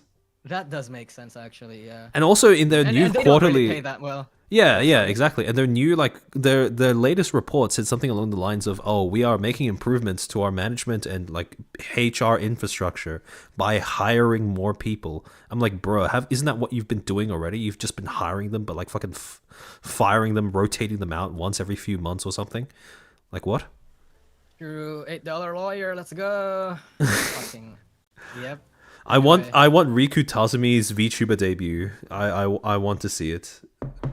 Did they say something about like like fancy business personas or something like that? Riku Tazumi should not be a VTuber, brother. He's Can you not imagine? entertaining. Can you imagine if Riku tried to do like a H2 Osakana type thing? Oh my no, that would be so cringe. It's actually just glaringly obvious that Riku doesn't actually understand VTubing. Yeah. Yeah. I don't even. Yeah, he understands. Okay, look. Maybe he understands business, right? I mean, he's not. No, the he fucking does CEO for not. nothing. I do not think he. I don't think he does. I think he's just rich enough so that he can't fail. It's impossible to fail. Perhaps, right? But I'm not. Who am I to say? Honestly, I'm not good with business either, or like numbers. Numbers make my brain hurt. But it's glaringly obvious to me that Riku does not understand VTubing. He understands the basic and the surface level, but like the nuances, the subculture, the unspoken rules and all that sort of shit. No, somebody has that. Somebody's fucking talking over that for him. You know, he Yeah. has somebody else hired for that. The thing I assume is that like how well Niji is run is always dependent on who Riku delegates responsibilities to, and that JP actually has like competent people being delegated responsibilities to, and Ian has no one. Is my working assumption. So That yeah, I can get behind that. Yeah. And I feel like if you don't actually like it's not a weak it is a weakness, right? Yeah. If I was like because as a CEO, you don't have to like have like an intimate knowledge or understanding of VTubing, yeah, right? You just need to know how business works.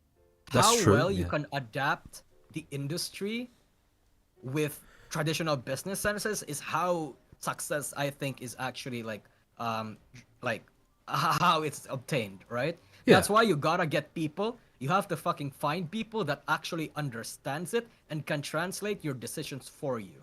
yeah. You know how it would be received I mean, like publicly, with Face what it would Connect, right? mean. Yeah, yeah. With Face Connect, from what we've heard from the talents about the early stages of Face Connect, Oh, I really yeah. do believe that had Sakana not had the presence of mind to hire Mume and the other managers, he would have become like Rico 2.0.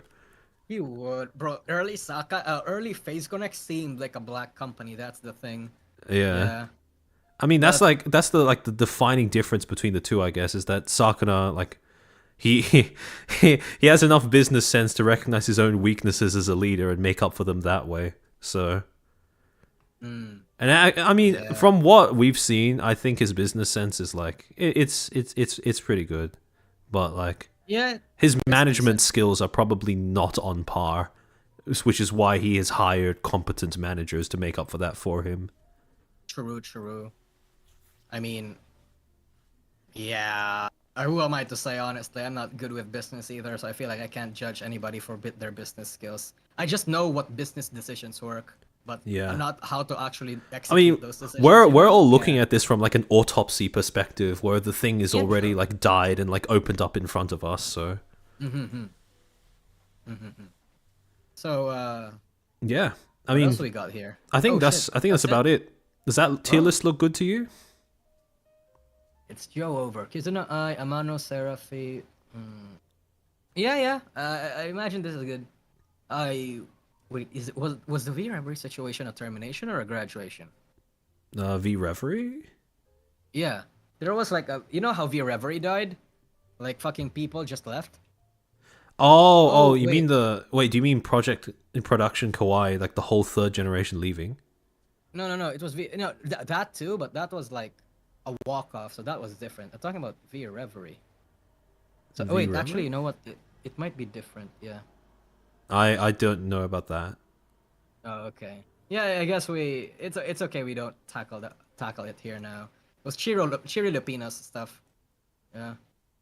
It's okay. All right. I mean, if they were all, I mean, I'm seeing in chat that a lot of them were saying all grads, Yeah. mass all grades. graduation. Okay, so yeah, that makes sense. Okay. Well, that makes sense. We're not gonna include them here then. Yeah. All right. All right. Thank you for thank you for subjecting yourself to this. I Yeah, really man. appreciate it.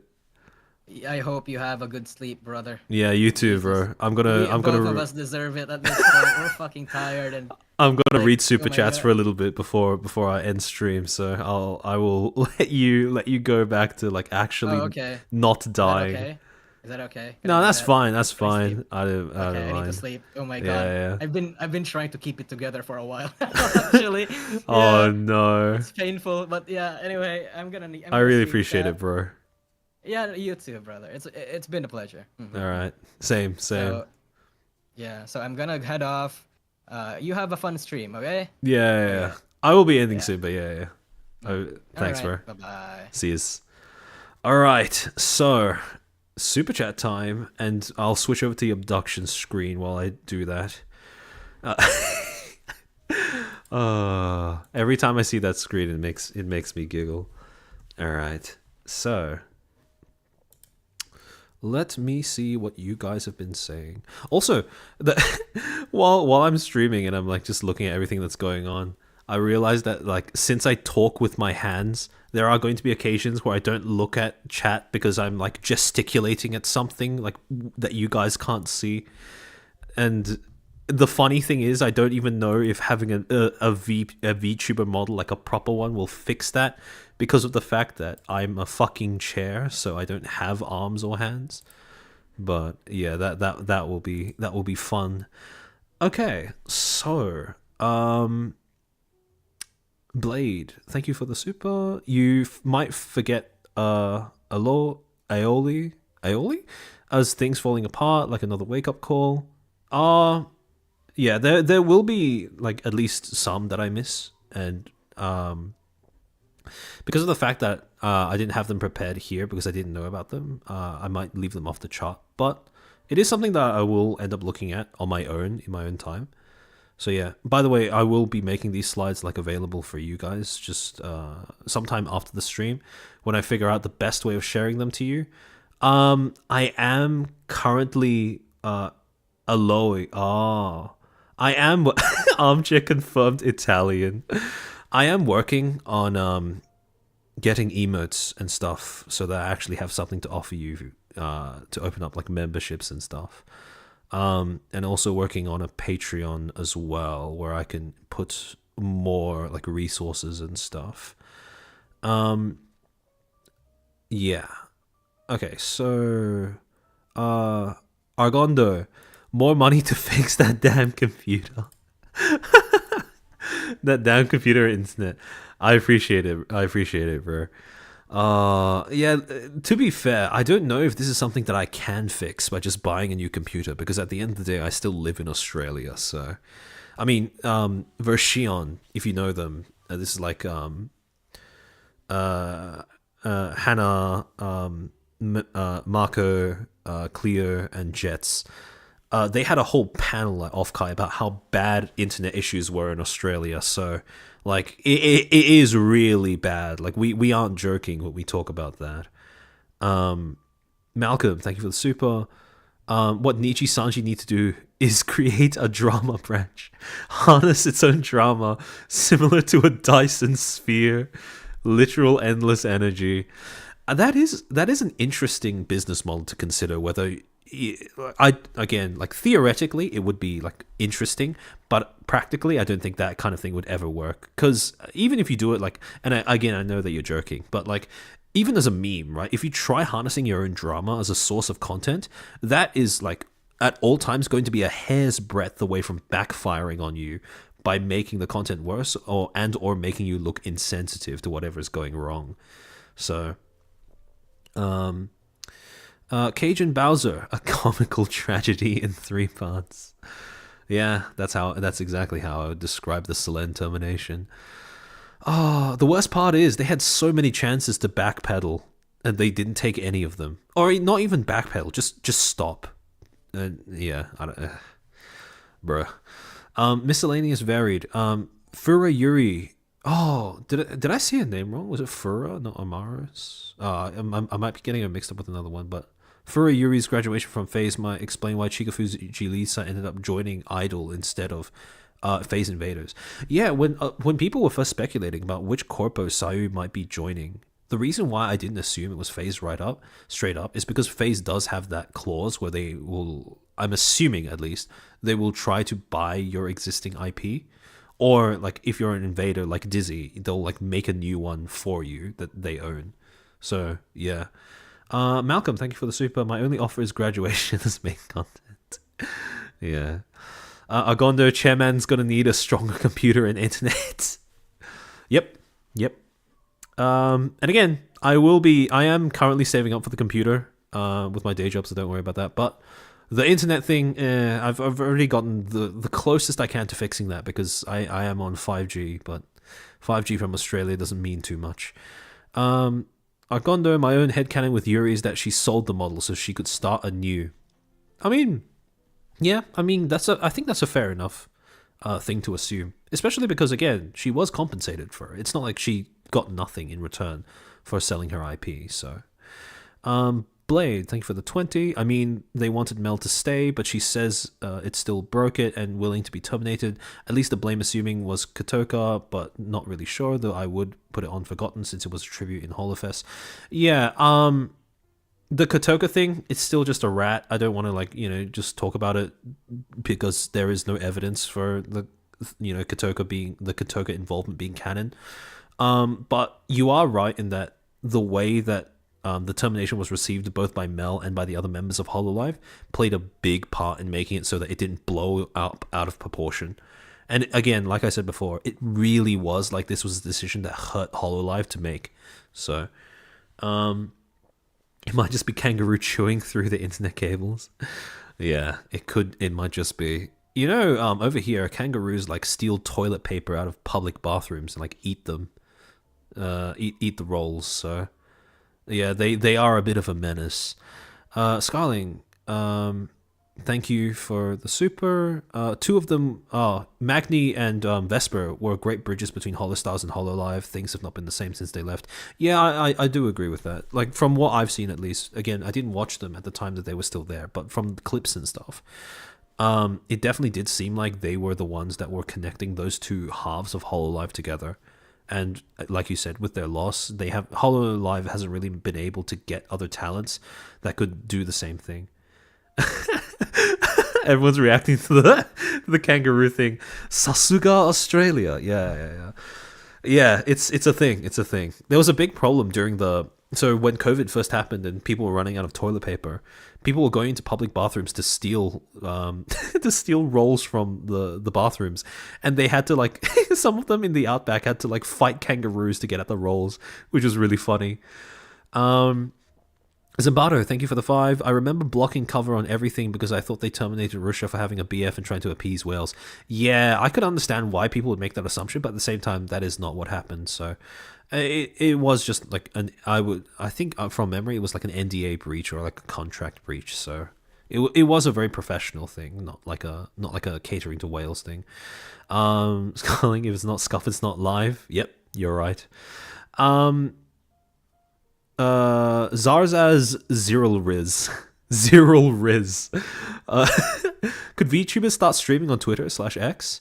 I don't have high hopes for that, simply because Elon has not proven himself to be very good at improving infrastructure on that app. But I mean, if Twitter does open up a streaming service, there will at least be some people using it.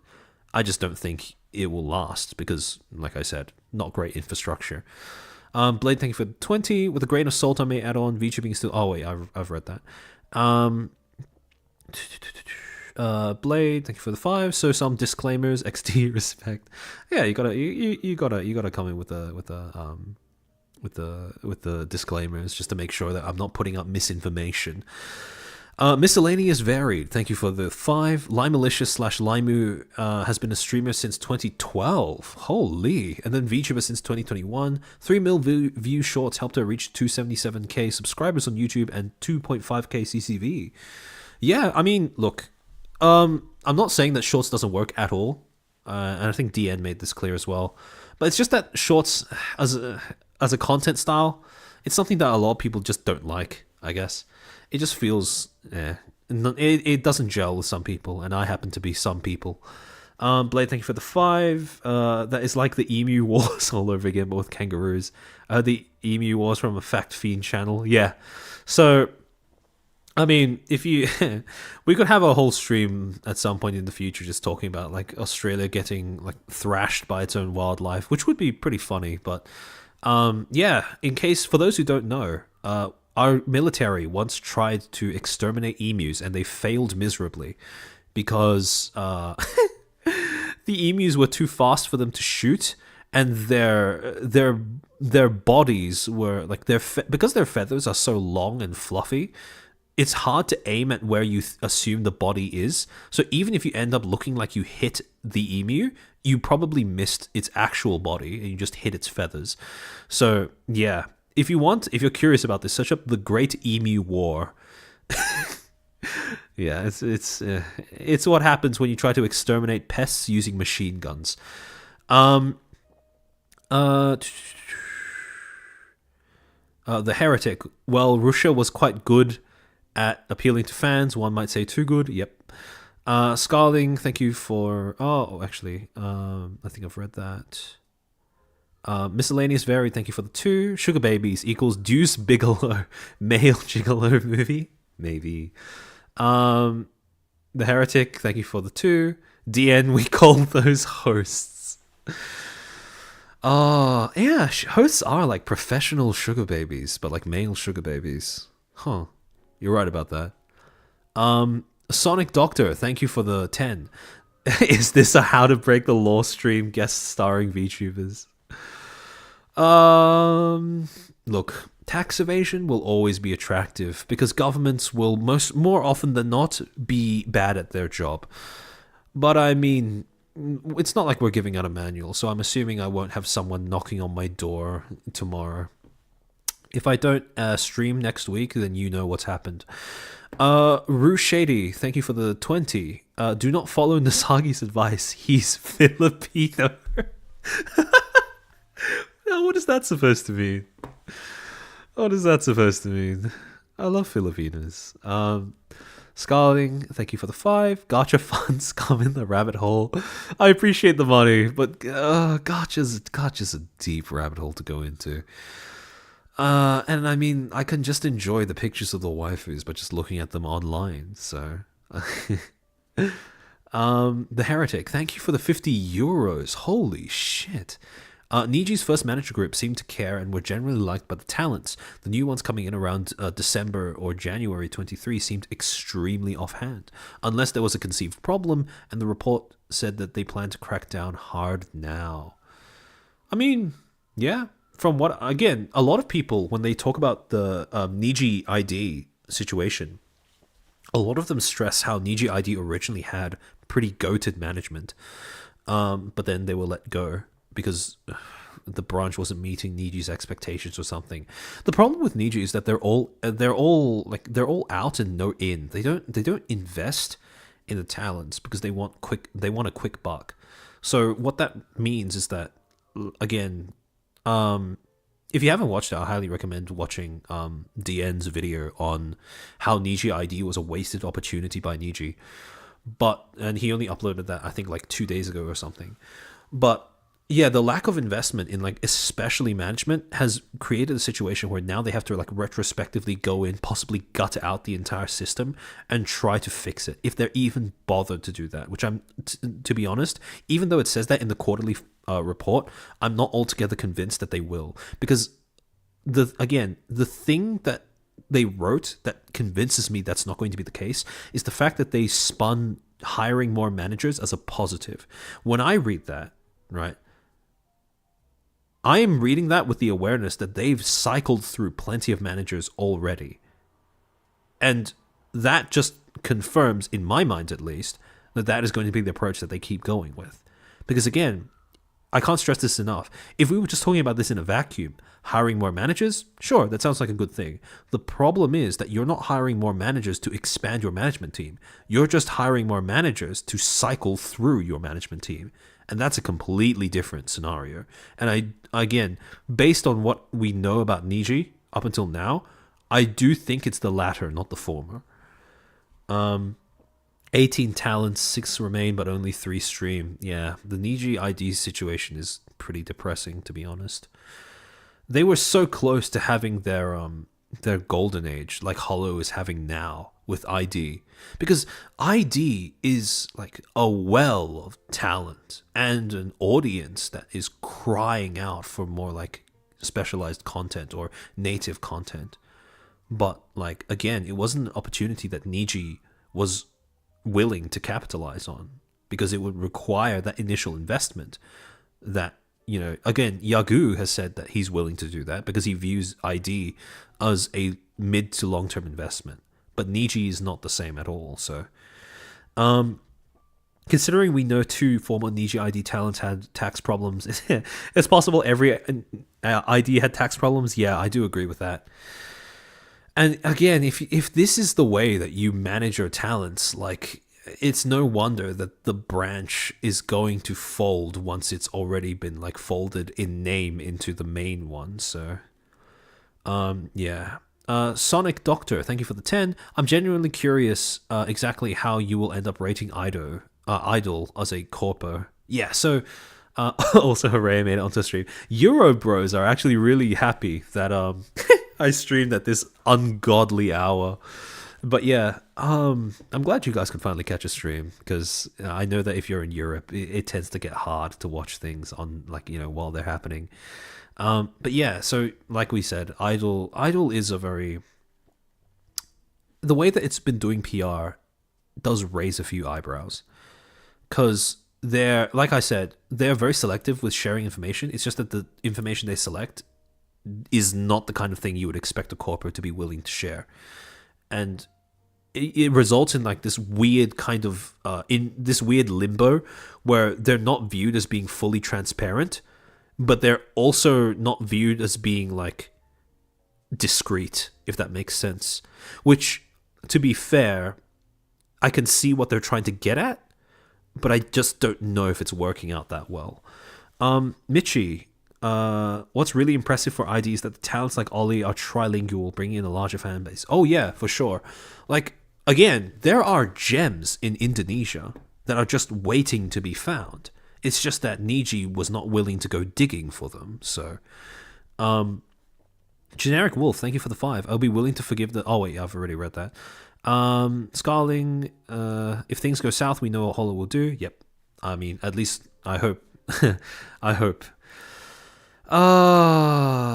CN, like, again, that super chat from earlier. I think I've read every super from beyond this point. Oh wait, no. But yeah, the CN thing.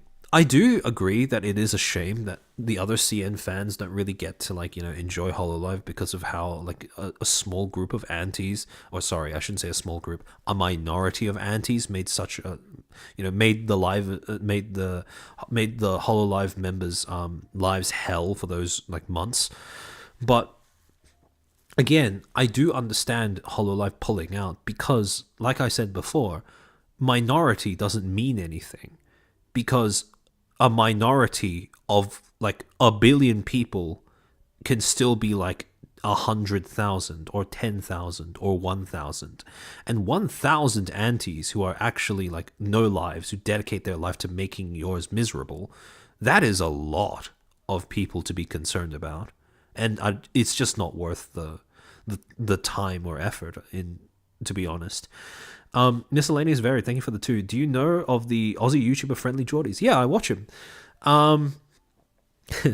He does the kind of content that if I'm being perfectly frank, I appreciate, but I would never aspire to do, simply because it's resulted in his life being a little bit of an interesting a survival game, to be honest. He has both the mafia and the government after him, and that is not a great place to be in if you want to have a long life or a good life. Well, okay, good is probably misleading. If you want to have an easy life, I suppose. And I I don't know if I want to be hunted by both crime bosses and the government. Still a lot of haters, yeah. understandable. Blade, thank you for the 10. I mean, with Niji abandoning extended branches, telling that they have focus on JP, while Holo is investing while nitpicking their hiring, it takes time and money, yeah, for sure. And again, Niji's just not willing to make the investment, which is what I think a lot of fans are getting this realization. Like, if you go onto the Kurosanji like subreddit, like every few days there's going to be like a new post by people going like, oh, you know, I'm starting to wake up to the fact that like Niji actually just doesn't care at all about, you know, EN or something. And it's like, again, every time you make that revelation, it's a depressing one to realize, because yeah, it is true that, again, despite our hopes and dreams, that they actually operate more like they acknowledge the fact that they're the crux of their business are like people. I don't think they will ever get to the stage where they will actually like operate based on that as far as the EN branch goes. And again, I'm open to be proven wrong, but based on their prior behavior, I just don't think so, especially because they've just announced another stock buyback. And if you want to spend your cash on hand on buybacks, that leaves precious little to be spent on actual development of infrastructure and support systems. Vicky Bro, thank you for the 5. On the Emu War thing, have you seen the 4-year-old YouTube vid called Emu War the Movie by Nanar Studios? I have not. I've only watched the oversimplified version of it, although the oversimplified version is like pretty popular. So, politics is a team sport, yeah. Based on the quarter four reports, for sure, yeah. Again, it never ceases to amaze me how many words the reports take to say absolutely nothing. So, yeah, again, there are many different ways that you can interpret the way that the things have been stated in the report, and it's very obviously been spin doctored. It's just a shame that Niji spends most of its PR on its like stock reports, not its actual like PR. So, yeah.